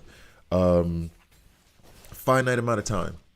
So that meant that if I wanted to keep doing YouTube content, it had to be something that I could have fun with, be passionate with, create new stuff that's fun, and not just keep walking down that BS that was happening with DC Worlds Collide. So like this channel actually forced me to quit it. And it's forcing me to like, and I like it, but it's forcing me to try new games and keep going until I find what fits. Bleach fits. It's good. It's fun. I enjoy it. There's flaws, there's pluses, there's minuses, but this fits. then have a position in the company. It's not that. Okay, guys. I can tell y'all the secret. After I say this about Bleach, Bleach is that, so it'll be a good side game where I can like, and Seven Deadly Sins. From what it looks like, once I get through the RPG portion, which is a lot of fun for me right now, it's so much fun for me right now. It looks like something where I can build characters, get in depth on characters, while at the same time play with people who are on stream, make parties where we're going at adventures and quests, and that's an aspect that I've never done before, especially on stream. So it seems like it's a good thing to have with you guys. I can like, hey, let's go. All right, no, okay, Flip, we're going today, but hey, Flip, we can't go today because, we've been playing the last 2 days. Let's get some new guys in here and we can play. But you know what? Flip has a party going. I got a party going. Let's keep each other updated. Just different kinds of content where I can interact with people because, as you guys know, the most fun I have on this, the game is there, but 9 times out of 10, we're not even talking about the game. I give the tips, I give the everything that you need to know, and then we go on a tangent about the NBA like I did yesterday with somebody. NBA, and then he asked me about the Drake Kendrick thing, which, Jesus, I'm ready for that to be over. But yeah, and that, if the game does what it's supposed to do, and what I'm hoping that it will do, let me make sure my battery isn't dying like it did yesterday. If it does what it's supposed to do, or what I would hope for it to do, it opens up a lot of avenues for me to enjoy it, and hopefully everybody to enjoy it. Whether I have 100 followers or, well, it's probably gonna be, I would say 100,000. It's gonna be either 100 or 200. Gila, which story, which part of the Oh, I haven't gotten to her yet. I just got her character. Got you. Okay, got you. I haven't gotten to that part yet. I'm at the that trifling dude, the keepsake that he was trying to give to his best friend's wedding widow was the wedding ring. Are you kidding me? Are you kidding me? So he finna go give her that? You trifling dog. That was your homie. And you already scheming on his wife. He just died. I think he killed him. Anyway, so yeah, DC Worlds Collide. It actually was a real kick in the stomach for me because I spent, before I even started streaming, I think you guys would, if you were there from day one on the DC Worlds Collide stuff, I had made like 40, 50 videos just outlining stuff. People are still getting on those videos too. I made so many videos in preparation because it looked so good. I was having so much fun. And then as I'm seeing it just like, as I'm seeing them just pee all over the game, I'm like, oh, come on, here we go. Please don't do this. Please change it. And I told everybody, this was what happens when there's no communication and things like this already happen and they've already put tap joy in the damn thing. No, man, but look. And now where are we? Oh, if DC Worlds Collide had a face, I'd punch the hell out of it. I better not ever catch their CEO in the streets. I don't know what their CEO's name is even. I was like, yeah, bro, come over here, let me talk to you for real quick. No, me and my friends want to talk to you. Spike, go get the bat. Somebody grab his knees. I'm glad they helped you out, and they were fun too. They were fun to make. So I guess maybe instead of complaining about how much work I put into it and how much the game just let us all down, I should be happy the experience is there. Because of it, I actually started streaming, which opened up this, having like you guys, finding out that I actually do really love streaming. Hopefully it doesn't need to make a lot of money, but a little bit of chump change to feed the company. And then yeah, as far as the company goes, it's not that type of company. It's basically going to be okay, we can give some of the secret sauce. The company is, this is where the law degree comes in. It's going to be a limited liability company that is going to be used as an umbrella for several algorithms that I've been developing. So that way, if I allow myself to, and I haven't allowed it, but I'm just building the structure now. If I allow myself to branch out, it will be that my assets themselves are protected against anything that could happen, and it's the company itself that will be the shield for that. That's what a lot of limited liability companies do, where you basically, the people within the limited liability company, they can do their job and do their work, and then if somebody's like, but, so for example, because of the algorithms based in themselves on trading and finance, which is why I don't want them to be public, but who knows what the future brings, it ends up being that somebody thinks, oh, well, the signals you gave me suck. And some people are like, okay, that's investing. And some people are like, I'm going to sue you. Well, then when you sue, my assets aren't at risk. The company's assets are at risk. Limited liability. So that would be the reason why the company would be structured in that way. That's kind of like a shield. I'm still having to do research on it because it wouldn't be an LLC. It'd be a GmbH, which is like the Geschlankte mit Hoffnung. Nein. Gesellschaft mit beschränkten Haftung, which is limited liability in German. And I'm in Switzerland, so I would need to do it here, which the rules for limited liability companies in Switzerland are different, very different than most other countries. So first it is sole proprietorship. Once the sole proprietorship goes through, then it would be limited liability, GmbH, and then Einzelfirma, GmbH, blah, blah, blah, blah, blah. So that's how that would work. So that's why I wouldn't need employees at the moment. It's just basically setting up a structure as an umbrella, a shield to protect my assets. Anyway, so, but if it ever goes down and I need to do a LLC in the U.S., I mean, who knows? Well, actually, my sister. If I ever need employees, I'll hit you up though. Aren't you? You could be a chef there. Okay. On the official Discord, everybody thinks the new mystery legendary is going to be Batman Beyond.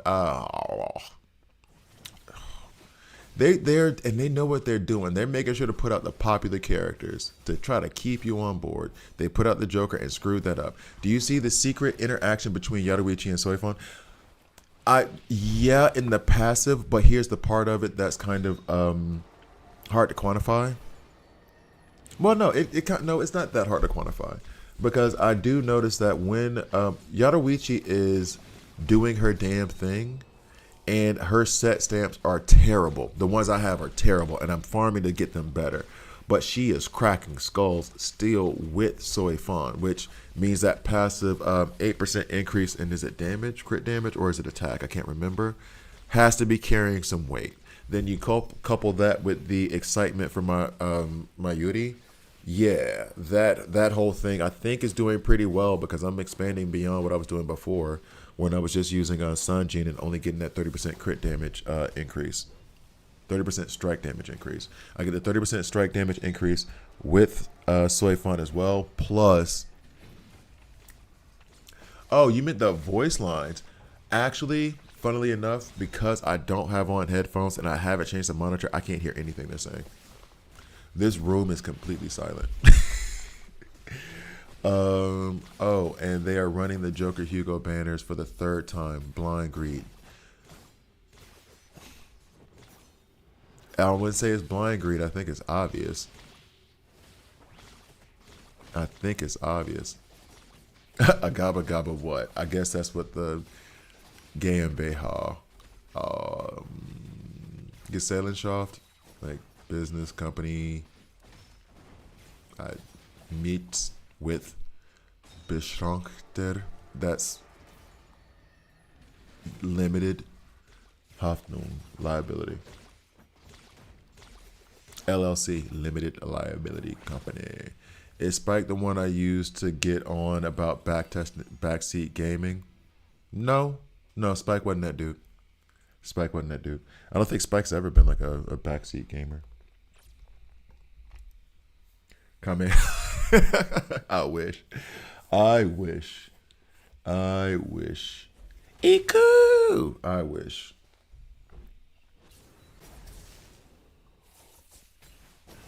Also goes to prove the point that you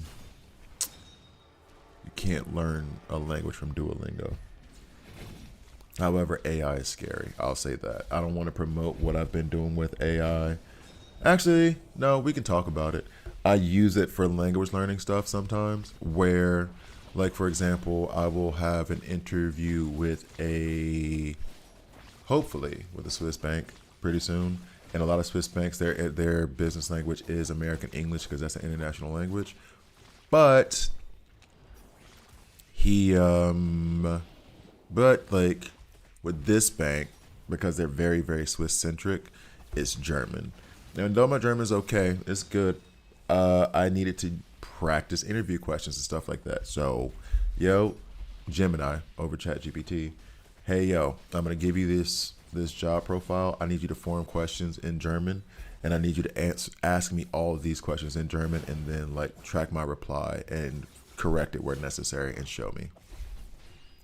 So, then for some reason I can't see him on chat. What? It's not an idea still. And honestly, this is the thing. This is the problem with AI now, I think, which is not really AI, generative AI, which is just a natural language library. Anyway, that's the problem with it now is that it's not. I think people rely on it as a know all be all instead of just like a really cool tool. Use it as a tool to help you advance yourself. If you are a chef and you're looking for new recipes, hey, yo, here are the ingredients. Give me some ideas on recipes. What you can't have it do, which a couple of my friends, I don't know, I haven't heard back from her since she said it, but she was like, oh, we built a trading bot using ChatGPT. And I was like, you're an actor, female actor. Sorry, didn't mean to go 90s there. You're a female actor. You make your living doing like dinner theater, mystery theater stuff, which is fun. It's like cool. It's cool as hell. She built a whole company and everything. It was awesome. And she does really well with that. Well, I don't know how well she does. I'm saying it's successful in the sense of like, I like it a lot. You have nobody around you who knows how to code. Now, as somebody who does code as on an amateur level and uses ChatGPT for research, I use ChatGPT for research the way I use Stack Overflow, which is I need you to give me the suggestions. I review the code. 50% of it comes back as trash that I can't use.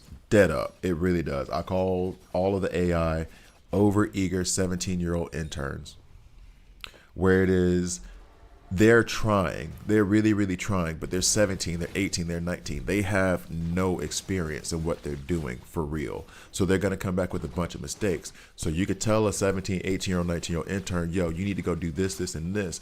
But when they go do this, this, and this, or write that report for you, you need to review it carefully because you know there's going to be mistakes.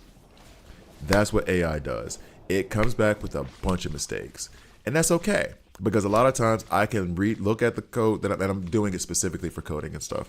I can look at the code and be like, oh, that's where you messed up. That's where you messed up. That's where you messed up. You know what? I need you to create a Python dictionary using this, this, and this. Okay, that's where you messed up. Okay, cool. If I'm trying to do this, can you think of any ways? It'll go research and bring it back. I figure out the parts that I can use and then I use it. I don't tell it to write code for me. They were having it write code and then they were going to invest a substantial amount of money in that. And I was like, look, not even for me because I'm an amateur. Please find somebody who knows how to code to review what you've put up.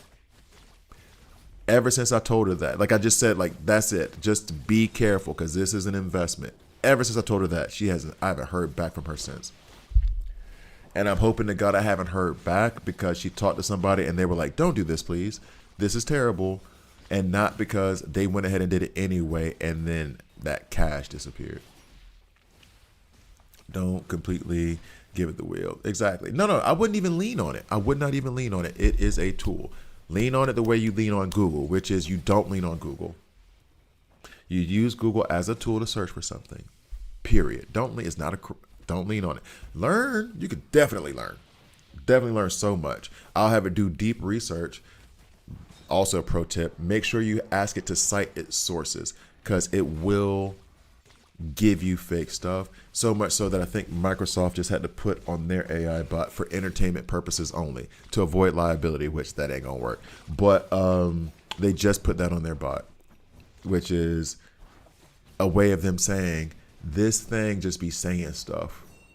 I had to take it out of coding. I was, you guys know I finished my second master's degree last summer, right? And like the year before that, I was late on a paper, and for me, I'm not the type who's like, yo, write it for me. I'm in this master's course, a second master's degree that's not necessary for a reason. I want to learn it. So I was like, look, I'm behind on doing the research for the journals and the articles I need. Can you please just give me a list of 10 articles that I can go then search and read? It gave me like 5 or 10. The first 2 were real. And then there's for those who don't know, there's like a DOI ID on like journal articles, academic journal articles or whatever. I'm looking at it, tell me the list of stuff, and I'm looking at the DOI, and I'm like, that's wrong format. That's not a DOI number for real.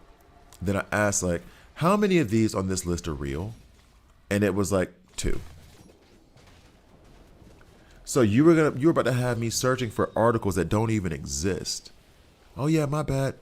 I'm sorry. And then I get upset when it says I'm sorry. How are you sorry? You're not sentient. You don't feel things. So therefore you can't have remorse. Therefore you can't be sorry. Don't placate me. Be careful. I did hear about the Skynet company. I heard about that. I heard about that. It gives you, yeah, okay, yeah, but you're not gonna change your life based on what happens in a Google search. Meaning, like, let Google take the wheel for real. I know you said don't give it the wheel. I get it, but I mean, I think even leaning on it is letting it take the wheel. You use Google as a tool the same way you use a hammer. So just be careful, guys. I know I sound like the old guy, but I'm not railing against the technology. I use it daily. Be careful. Be careful. Even with the language stuff. I had my homegirl say, because I've been using it for Spanish and for German just to like keep practice, because a big part of language learning is speaking all the time. And it was even like my homegirl was even like, hey, but be sure to talk to us because it is still a bot. You don't want to learn from it. I was like, you're right. But it's a natural language library, so languages should be okay. Same time, I do still need to talk to real people. I think this is where we're going to hit our limit. If they don't get this down to, and I don't think they're going to be able to. I mean, he only has the 20. If we can get this down to 10, by the time it hits 130, that's the standard thing, I will be confident that we can beat it. Right now, we're at 15. Beyond the 45-second mark, which means that we're off pace. We're not moving fast enough.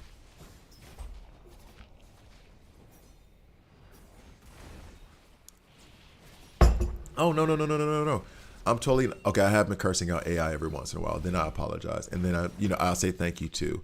And they actually said that people being polite to AI has cost a fortune for these. Because by the way, AI isn't free to the people who are actually doing it. They have been talking about how much power it takes to power these bots, like how much energy it's using, and it's ridiculous. It is insane, and it's become a problem to where investors are now wondering if they should invest in AI anymore because it's just too expensive and they can't generate any real money off of it. Especially if you take like ChatGPT versus DeepSeek. DeepSeek is free, open source, so it's like Python, it's like Linux. Hard to monetize that, and it's hard to monetize ChatGPT if DeepSeek exists. So then if ChatGPT keeps being like, oh, you're out of this, join the subscription, go to hell, I'm going to DeepSeek. In fact, DeepSeek is better than you because it's open source, so people who are like true coders are over there doing their thing, and I don't have to worry about the fake, well, not fake, but the coders that you guys are dealing with, the developers you're dealing with. So you want to charge me if you want to. You forget, this is the internet, homie, internet era, homie. We can get anything for free. Anything. So, Smart House on Disney. Yeah. Because it was based off of a movie from the 80s. But that movie came out in like the early 2000s, right? I think. But no, I apologize to our robot overlords because the way I was talking to my daughter about Disney Gargoyles. We were watching Disney's Gargoyles. She's on that now. And there's an episode with Cold Stone, who has like the half cybernetic, half magic rebuild, and they were inside the mind of him. And she was asking about like, is it possible for somebody to put their brain into it? 99. Okay, I remember it. Is it possible? Is that possible? I was like, well, sweet. And then as I'm going down and talking to her, I'm starting to panic because I was like, well, not yet, but, and then I try to give her like, psychology. I try to give her like psychology. I try to give her science, everything. Just open up her mind as much as possible, and you'll find your path down what makes you happy, right? Or what you find interesting. As dad, if I don't have the answers, we're gonna go find the answers. You know what I'm saying? Like, I'm going to promote you learning as much as possible. Do it with my son, do it with my daughter. Same.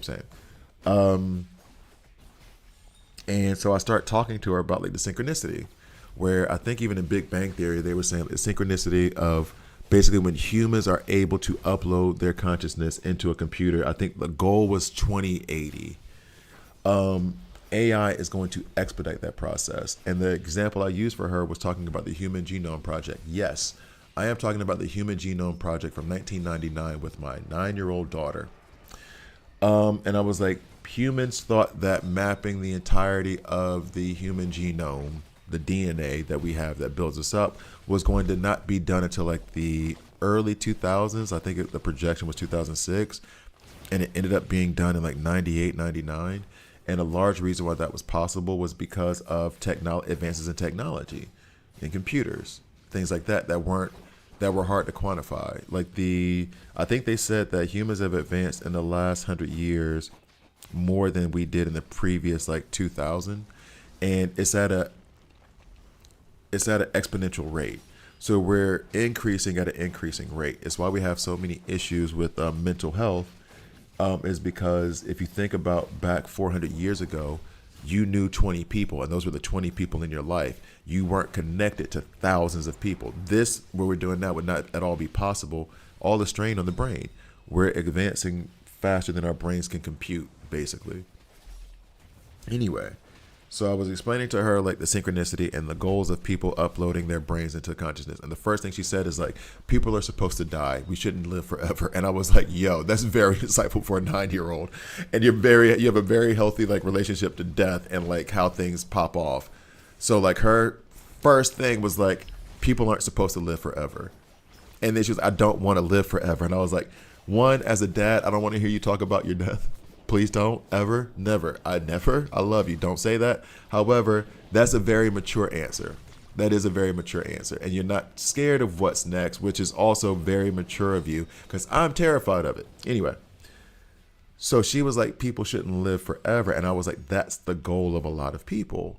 And then when I was telling her about the synchronicity, I was like, I just gave her the example of the Human Genome Project. I can't believe we made it past that floor. I don't think we should have. I'm giving her the example of the Human Genome Project and how that time accelerated, right? And then I was like, but then that was based on technology.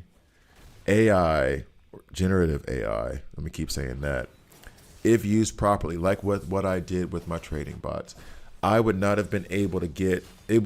Is accelerated. It would have taken me 10 years to get where I am now, which only took 4, because I'm able to research so much faster because I can tell it to go get stuff and bring it back. And even the flawed stuff it brings back, for anybody who's ever been a coder, searching through Stack Overflow can take you hours to solve one little problem.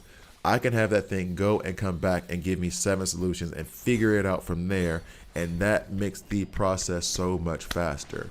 And I don't know ish.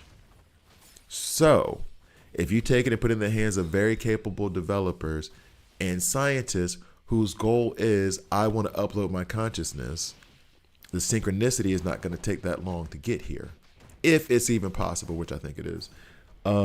So you're going to have people trying to upload their consciousness into a computer relatively soon. And AI is going to help with that.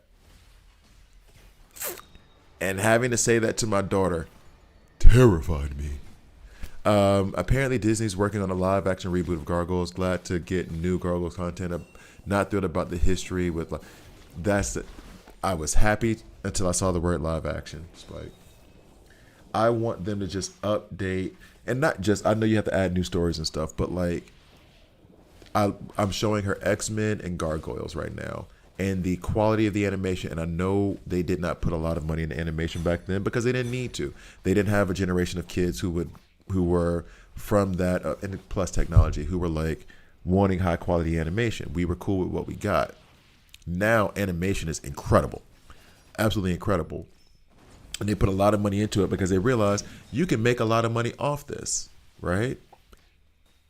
I wish they would just take a very good animation team, whatever the case may be, and reboot it like that.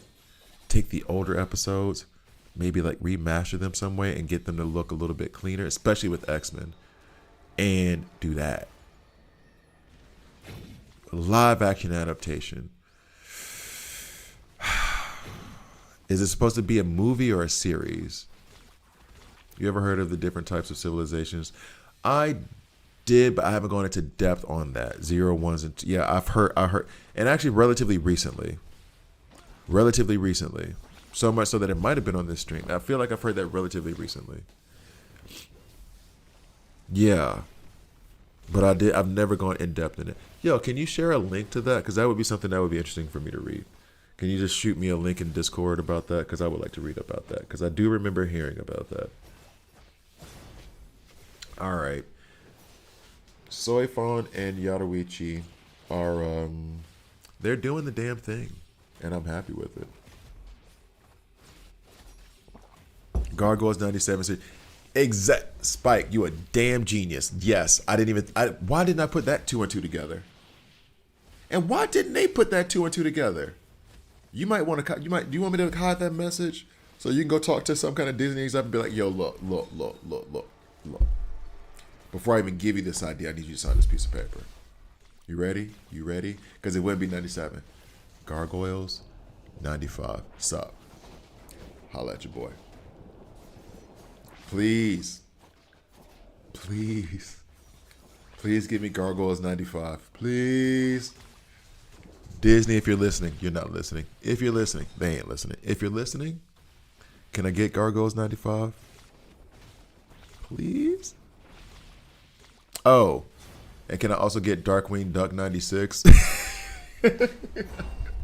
Because we were watching Darkwing Duck over Easter in the hotel. And I forgot how much I love Darkwing Duck. Love that cartoon. Though I only heard about it from a brief interview with Keith David. Love Keith David. Are they gonna keep his voice? He's kind of older now, though, right? I don't know. Keith David, best voice in voice history. If we can do a Mount Rushmore of voices, I think Keith David is on it. Patrick Stewart, actually, now I think about it. I'm not going to put Ian McKellen on there. Ooh. David Attenborough. David Attenborough's got to be on there.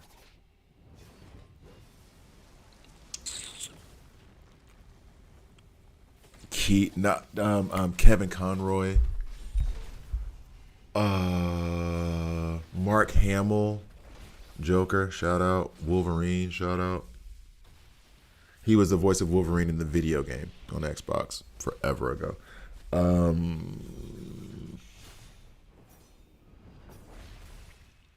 Yeah, Keith David has a Hall of Fame voice. He has to be. Involved. But James Earl Jones, what am I doing? Hall of Fame voices and I forgot him? What is wrong with me? James Earl Jones, the GOAT. The GOAT voice. Simba. James Earl Jones for real. All right, so here's a test to the chat. Give me your okay, thanks, Spike. Give me your not Spike, Flip. Give me your or whoever sent that, I don't know. Give me your top 5 voices in history. And I know you guys gonna be like, what? What? Who thinks of that stuff? If you have to think of like the character, like the voice of Mufasa, because you don't know it's James Earl Jones, do that. But top 5 voices in voice history. That's a random list. But right now, I got solid Keith David got to be on it. James Earl Jones got to be on it. Kevin Conroy, just because of my memory, has to be on it. Mark Hamill might have to be on it. The Kardashev scale. It has, though. Like, Keith David must not smoke not nan cigarette and drink nothing but lemon tea. James Earl Jones' voice, same thing. His didn't go anywhere. Kevin Conroy had that voice until he died. Rest in peace to a legend. I just named 4 people as like they gotta be, but I know that now I'm about to have like 4 other names run through my head, and I'm gonna be very upset with myself.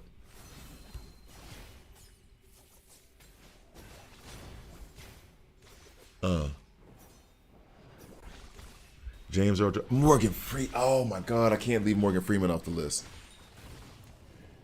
I can't leave Morgan Freeman off that list. I can't leave Morgan Freeman off that list.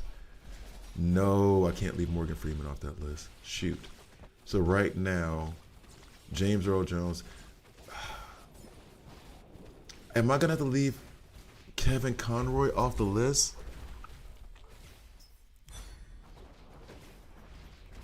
Wait, Frank Welker and see, and this is what I mean, but like I have to look them up because I don't know what were the voice. What did they voice? Frank Welker and Jim Cummings.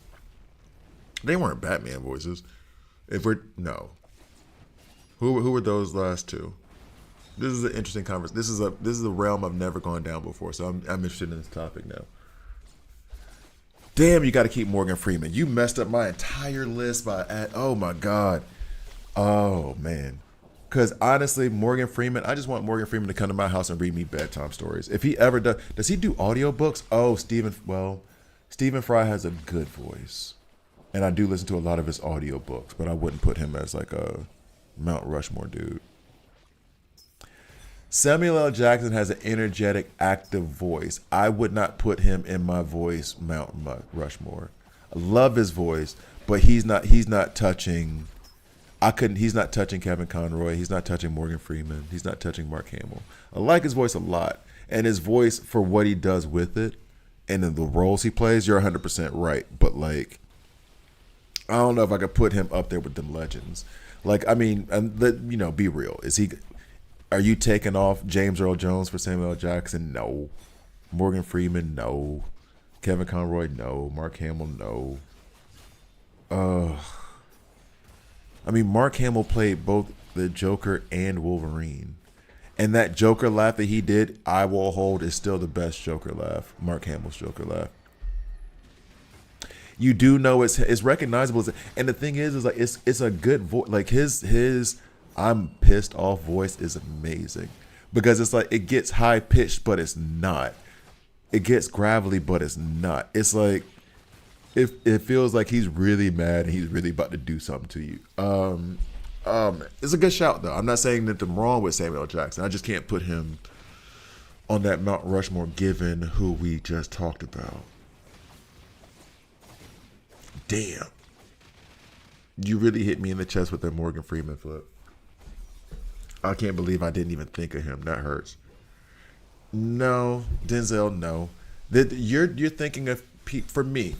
If that's your list, that's fine. For me, you're thinking of voices that get used well, like that speech. And I still haven't seen Training Day, but like that speech at the end of Training Day, which is why I haven't seen Training Day because my roommates ruined it by letting me see the end first.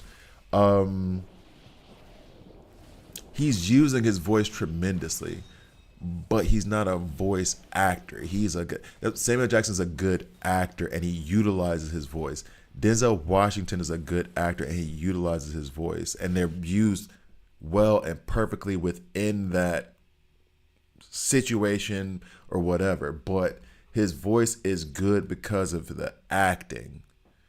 James Earl Jones could be a terrible actor, which he's not, but he could be. But that voice, though, you know what I'm saying? Like, there are too many choices. That's why it's a hard question, man. That's why it's a hard question. If it was easy, Jim is the voice of Darkwing Duck? Bruh. You just blew my mind. How do. Oh, no. Oh, the talent in his voice then. So he had. Oh, no. Oh, no. I didn't even know he should be on my Mount Rushmore. Oh, I'm slipping. I messed up. Oh, shoot. No, no, no, no, no. Tigger, Winnie the Pooh. Oh, man. Actually, y'all know that whole, I think it's real, where Winston Churchill was so 10 sheets to the wind drunk that they had to use the voice of Winnie the Pooh, the BBC voice of Winnie the Pooh, for a lot of his speeches on the radio. Don't want to have it slurred. Frank Welker, Scooby Doo, Fred from Scooby Doo, Mega. Oh, see, you know what? Scooby Doo was gonna be like, all right, that's cool, that's cool. You said Megatron, and then I'm like, oh damn, you just called up all the '80s.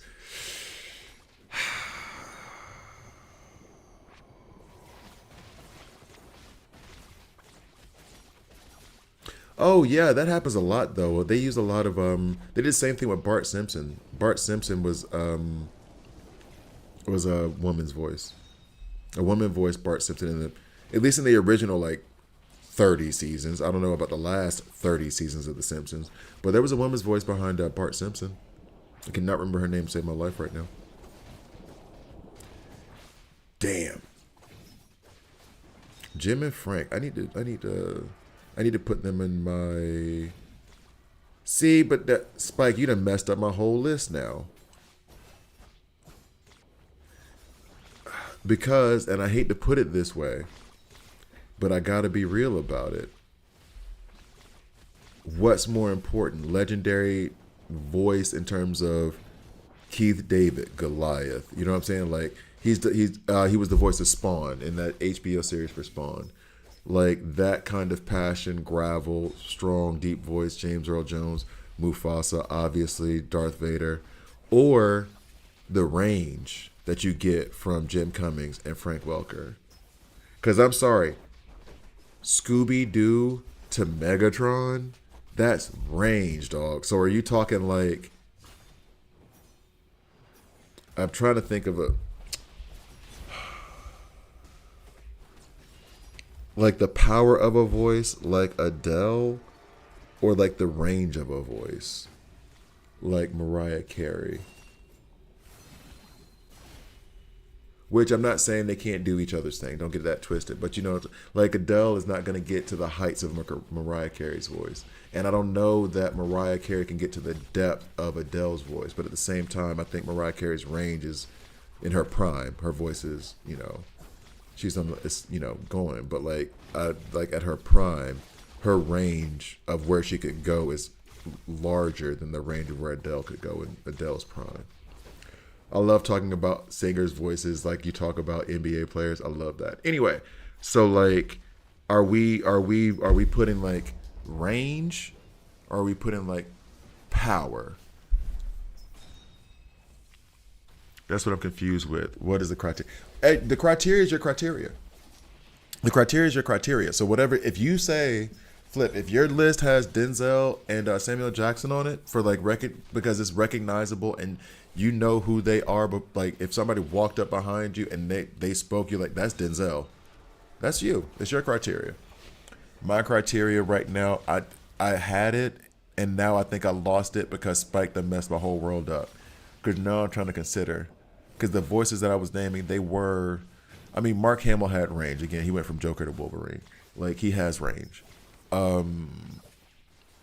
Keith David, you know Keith David's voice, which then lends itself to like, it's not range, but it's powerful. James Earl Jones, I don't know about the range, but it's powerful. I don't think James Earl Jones could speak anything other than deep bass. I don't think he could go up any higher than that. I think that's his register. That's where he is. That's where he stays. You know what I mean? So like, Kevin Conroy is like Batman, but that's what Kevin Conroy has to get off my list now. The only two on my Mount Rushmore I can think of right now, Morgan Freeman and Jay. Yeah, okay. Because Morgan Freeman also It's Morgan Freeman's voice. Nobody else sounds like that. No, you're right, Spike. They're unsung, but I mean, but if you when you say it, and then everybody's gonna be like, "Yo, really?" Like you could say that to somebody who doesn't give a damn about animation, and people will be aware of Megatron if they were born in the '80s, and they will, and everybody knows Scooby Doo. Oh, we're not gonna make it here.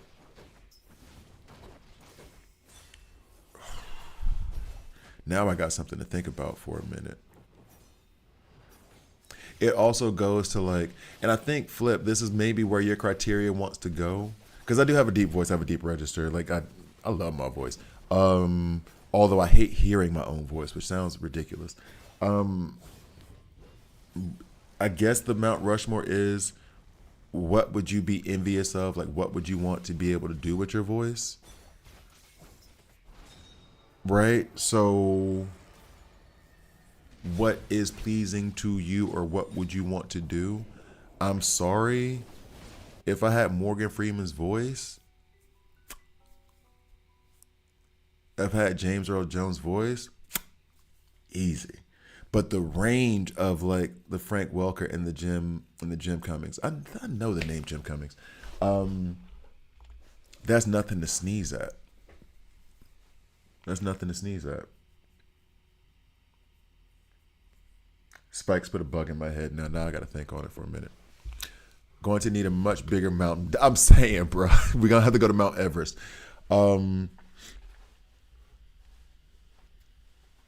I hear you. I hear you, Spike. And that's where I'm conflicted. Where it's like, not even just because they don't get credit and they're unsung, because I'm sure their bank accounts are okay, but because if I'm talking Keith David, the main reason I'll latch on to Keith David like that is because of Goliath and Spawn, mostly Goliath, right?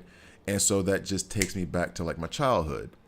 However, I cannot have that criteria if like I can't leave Jim or Frank Welker off if I'm talking about the voices that take me back to my childhood. Like, what are we talking about? Yo, I need you not to give my credit statements online, bruh. What are we doing? All right. Like, I can't leave them off.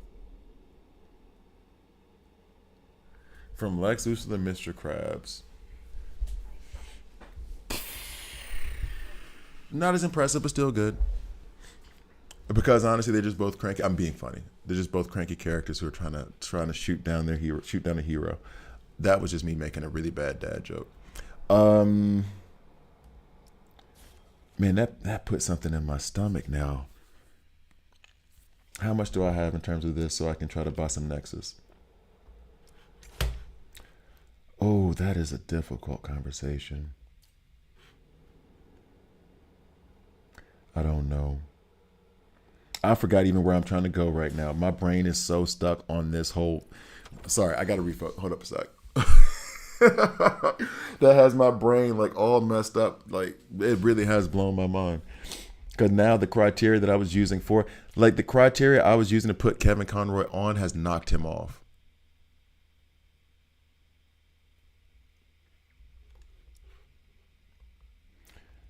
Nexus. And I own literally 0 of them. And I can buy 4.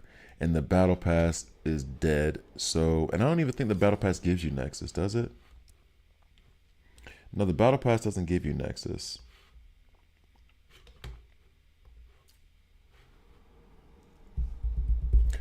Okay. Damn. Damn. Why am I not farming this is the better question. If I'm trying to get set stamps for Yadoichi, why am I not farming that? We can go ahead and farm this a bit while I continue to think. Wait, or is the drop rate better here for them? I wish they gave you the numbers on the drop rate, because sometimes in that other one I get random stamps that I don't want, although I can't select here as much. Okay, let's just go back. Oh, excuse me. Oh, man. I can't believe, based on my own criteria, I have to exclude the voice of Batman.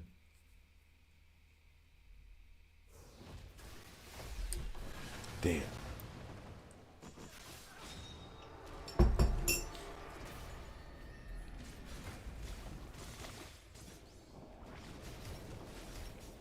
Oh well.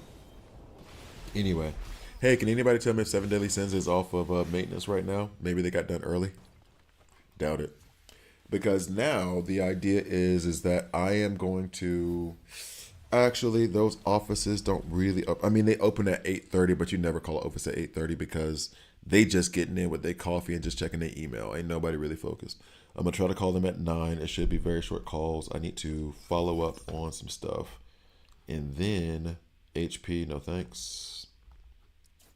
See what's all this nonsense? Crit damage, attack. No, we don't need you, and definitely don't need you. Retry. Ugh.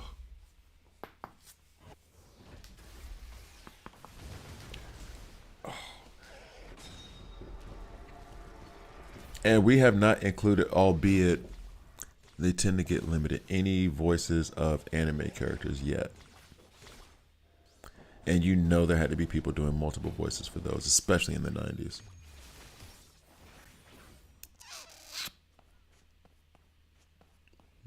Oh, YouTube page. Gotcha. um, mm.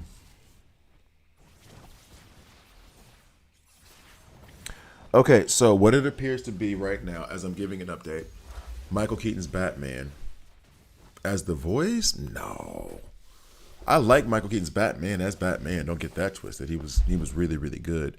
But Kevin Conroy's voice is Batman to me. To me. I have to keep saying that. Like this is all subjective. To me, Kevin Conroy, the Batman the animated series, that voice is Batman for me.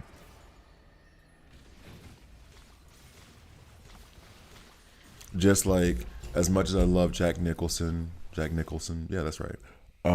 As the Joker in that era of Batman and Joker, it's Mark Hamill who was the voice of the Joker in the animated series, and that Mark Hamill laugh,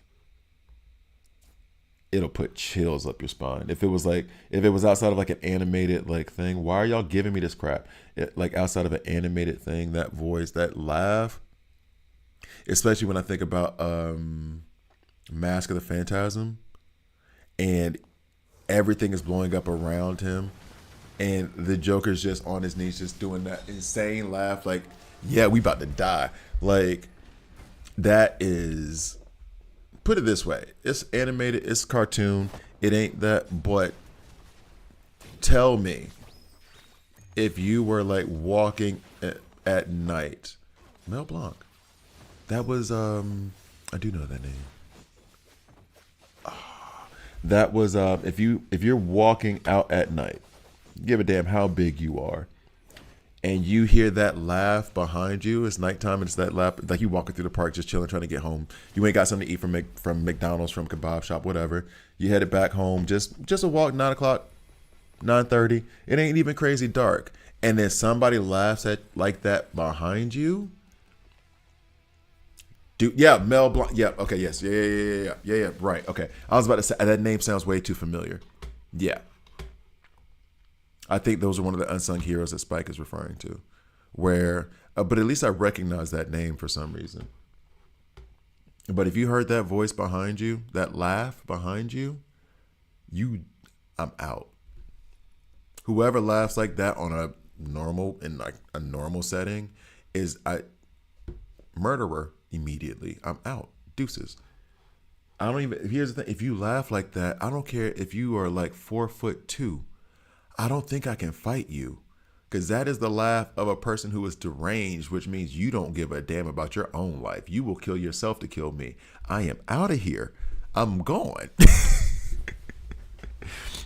I am out of here. We are chucking the deuces. If I hear that laugh, which is why I like hold Mark Hamill in so high regard. I know he's well known, and that goes to that point that I was trying to make about what you and Spike were saying in terms of like the criteria. My own criteria, I love the range of somebody who could be Megatron and Scooby. Like I love that. So that means that I have to that I'm leaning towards excluding legendary voices like James Earl Jones and Morgan Freeman and Keith David, which it feels like a gut punch to even say those words out loud. Or just have two Mount Rushmores. But then what's the fun in that? What's the fun in that? Having to make the choice is the fun part. And here's the thing too, like based on what you're saying right now, and I know it sounds ridiculous, I feel like this topic, people would be like, it's stupid until you start listing this stuff, and then people will get real passionate about it. Does that make sense? Because I don't think it's like sports broadcasters where you don't realize, if you were like a big sports fan or whatever, you don't realize how much the voice of a sports broadcaster, like a color commentator, is part of your existence until it's either gone or like the person passes away. So like Mike Breen, bang bang, him, Kevin Harlan, those voices, they were talking about it with somebody else. I didn't know it, but like the Dodgers announcer, where it is, you don't realize how intertwined those voices are with like the sports you watch or whatever. Like you don't realize how much it's like intertwined in that stuff. And then they shift it or they change it or they're out sick one day and you're like, this doesn't sound right. Like this doesn't feel right. Like watching a big time basketball game on ESPN without Mike Breen or Kevin Harlan or one of those voices feels weird. I'm cool. This is not a shot at him. If Reggie Miller's not there, I'm cool. I'm good. I love Doris Burke, but if Doris Burke isn't there, I'm cool. If you remove Mike Breen, I got a problem. It doesn't feel right. When somebody else says bang, it's like, but that's not, Mike Breen says that. You're not allowed to say that. He says that. You know what I'm saying? Like it's one of those things. What's his face? The guy who got into that biting scandal in the 90s. Marv Albert, for example. He is the NBA on NBC. So when his voice is not part of the broadcast for the NBA finals in the 90s with the Bulls versus the Suns or whatever, it's weird. I don't like that. Yeah. I saw the thing. I just put do not disturb on the Discord so that, because my phone is the thing that's playing this. What is my battery life like? So yeah, I'm gonna check it out when I get off. But thank you though. I appreciate it. So I don't think people realize, like you say, like, oh well, this, that, and the third. I don't think hour and a half left on maintenance. So they did. I was hoping they'd be like moving faster. I know it's stupid. So I don't think people realize how passionate they get about a voice, which sounds stupid, how passionate they would get about a voice of anything until you say, all right, but he's the voice of Bugs Bunny. Oh, okay. Well, yeah, he's obviously the best. And then you say another one, it's like, oh, he was the voice of Scooby-Doo? Well, yeah, that's obvious. And then they don't think about it, like you said, with the unsung voices.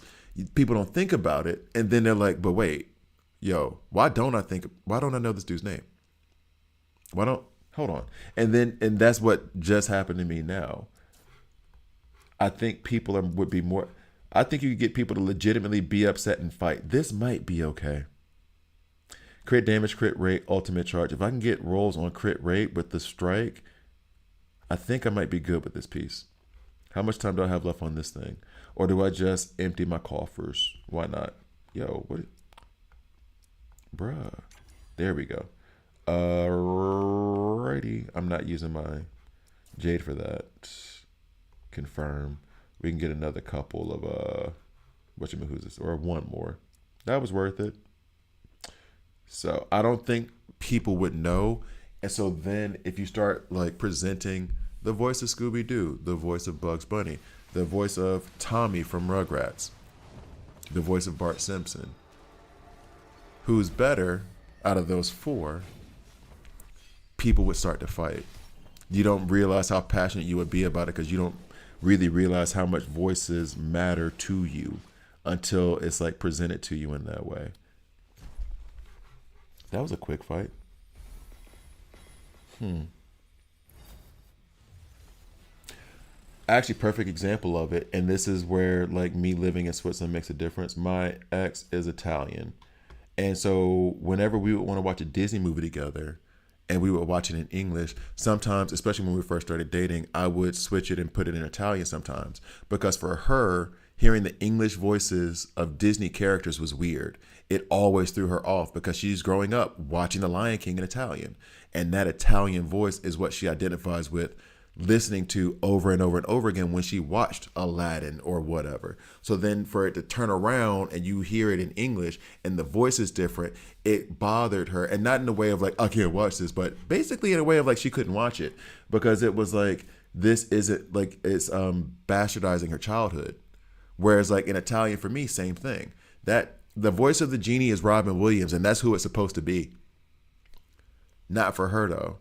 So like you don't realize, and I'm putting all this together now as I'm thinking about it. You don't realize how like impactful those voices are to you and your childhood until it's shifted. Like if they read it, the whole Keith David has to be involved with the gargoyles thing. Could you imagine if they tried to do a, well, they did do a remake of the genie, but it was live action. Let's say that Disney said, hey, you know what? We're releasing Aladdin. And in fact, they did do this when they re-released, it was a horrible, horrible campaign. They were re-releasing classic Disney movies, Lion King, Aladdin, or whatever, and adding an extra song. Beauty and the Beast, they did it too. And they were adding a new song. They were like, the classic Disney movie with a brand new song. And then they tried to add a new song into it, but of course those voice actors weren't there anymore, and they didn't use them for the song. And it felt weird. It felt weird. It speak of nails on a chalkboard, it was like, yo, don't do that. Don't it? But it bothered me so much. I immediately like any of that stuff when they were like, watch the original or the new, give me the original. Keep that new ass song off of my childhood. I don't need that. I don't like them voices. I don't like them singing like that. Stop it. It's not. You can't match it. It doesn't fit. It does not fit. So I think that could be something that would really get people like riled up on voices. Yeah, and then watching it in Italian, which was cool. It was fun. It was a new experience, just like for her. And English was a new experience. It just was like a new experience. It wasn't. If I watch Lion King with my daughter, it's gonna remind me of back when I was little. Watching it with her in German is not gonna be the same thing. It's not. Hell, we were listening to. My daughter's really gotten into Bluey for some reason. And it's a funny show. It's a cool show. She watches it in English. And when we were in the hotel, when I turned on the TV at first, before I like linked up Disney Plus, it was on the Disney Channel, and Bluey happened to be on, but it's in German. And you should have seen her face. It was like somebody had insulted her mom. She's just looking at it, and she's like, and it wasn't even that she just looked and then looked away. She kept just staring at it like. Her mother tongues are German and English. Those are the two languages she speaks every day. Like when we're with those other kids, they speak German together. And then when they're all around us, because I'm the only one who really speaks German. But even then, when I speak German, she doesn't like it because it doesn't sound right. Daddy speaks English. This is his voice. My German voice is different than my English voice. My Spanish voice is different than my English voice. Like the tone and everything is different. So when I speak it, it bothers her. My son had that same thing. Whenever we would be out and I'd have to do interactions in German, he would, especially when he was like 2 or 3, he'd just be like, he'd just look at me and go like this.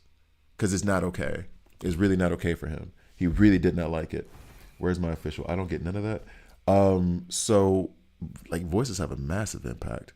The more I'm thinking about it, she just stared at the TV like, stop it. And not like she was telling me to stop it, but like she looked at Bluey like, stop that. Now, like there's a Robin Hood animated series that's on Netflix, and she started that series in German. So she can't watch it in English. It bothers her. Like the language is German. It stays in German. It's supposed to be in German. You can't switch it to English now. With relationships, where like I was hooping yesterday, and we were meeting some new younger dudes playing ball, and there's this guy Tobias that I play with, and we're not super close or anything. I've known him; he's a cool guy, but we just don't kick it outside of the basketball court. And even then, we weren't playing so much together. The second he heard that I could speak German, he was like, wait, you speak, he's Swiss. He's like, you speak German? I was like, yeah. And I just started speaking German to him, and he just like, what? I didn't know you speak German. I just kept speaking English because I figured this out too, with relationships. The language you start in is the language you stick in, and you can't switch. It's weird.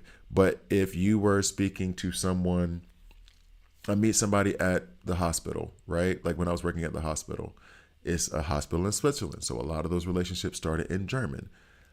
They have a hard time, even if they speak perfect English, like better than American English, they can't switch to English with me and I can't switch to English with them because our relationship started in German. So we just speak German. It's weird. Anyway, sorry. I've gone on this long ass tangent about voices. My bad. I don't know. Maybe I need to write a paper about it. All right. Allora. Straight. Let's do the comparison as well. So you see how crappy this is, right? This is the other new. Here I have strike with crit damage, ultimate charge rate. I really want this crit rate and crit damage, right? I only have one crit rate here. I don't know if it would be smarter for me to... Well, I'm not going to get any Nexus anytime soon. So, or at least not enough to like 6-star anything. So it might be smarter for me to go ahead and just develop her stamps now as best possible. I think that depending on the role, I would like this defense to rather be attack. Depending on the role that I would get, if I got a couple crit rates, a couple crit damages, I could keep this piece. If I get 1 or 2, let's see, we can ascend for 30, see what happens. Crit rate, so we're going to keep this piece.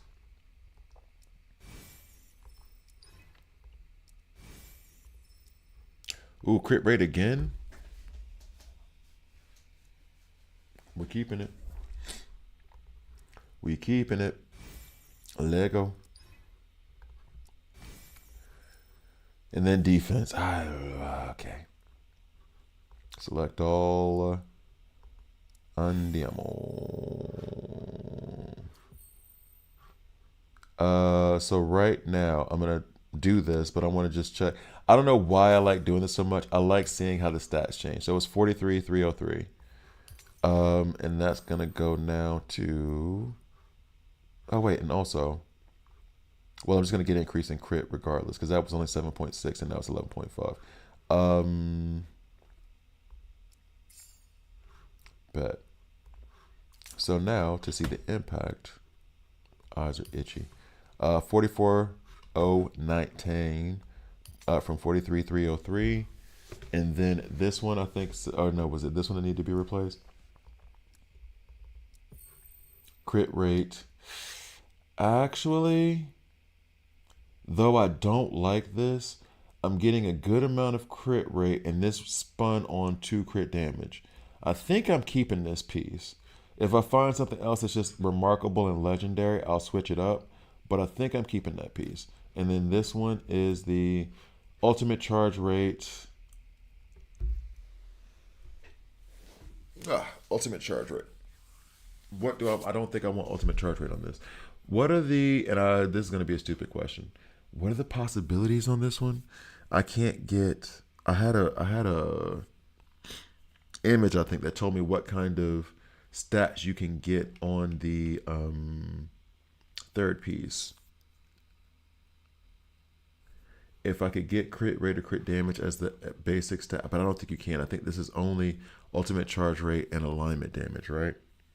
And then I spun and roll on crit damage and attack. This actually feels like she's in better shape than I thought. I don't think I've already made changes. I think this is actually better than I thought. I'm kind of okay with the ultimate charge rate, and she doesn't do any debuff, so the alignment damage wouldn't matter, right? I'm kind of good with this.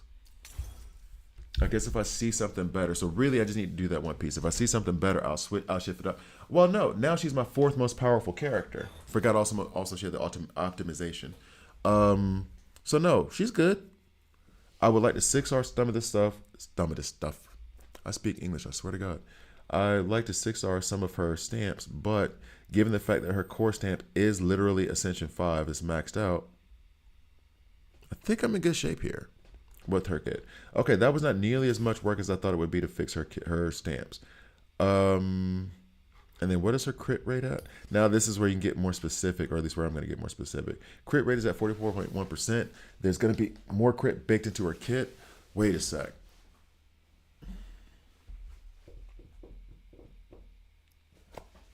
Should I replace the crit rate piece in the middle with crit damage?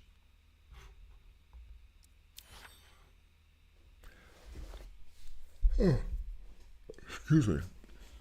Should I replace it? Who knows? May or may not work. But she is powerful. And now, actually, I kind of would like to know. She was at 43,303 before, right? So she was so she was right in here in this middle. So then they were performing better than I gave them credit for in the beginning. Soy Fawn is do I need to do anything with her? I don't think so.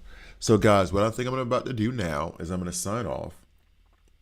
You will see me back in approximately an hour playing on 7 Deadly Sins. Right now, Soy Fawn, I think, is in good shape. Actually, what I could do right now is just run that third floor trial tower one more time. Actually, I wasn't even close, so I won't do that. So I'll sign off now. I'll be back in about an hour and a half, maybe 2 hours. I'm going to hop into 7 Deadly Sins, and we're going to try to do some adventure mode there. So thank you guys for watching. Please like, please subscribe. I don't know why, if you're just trying to get the Mount Rushmore of voices on random conversations about like language changes, sure. Subscribe. Have fun. Follow. Thank you guys.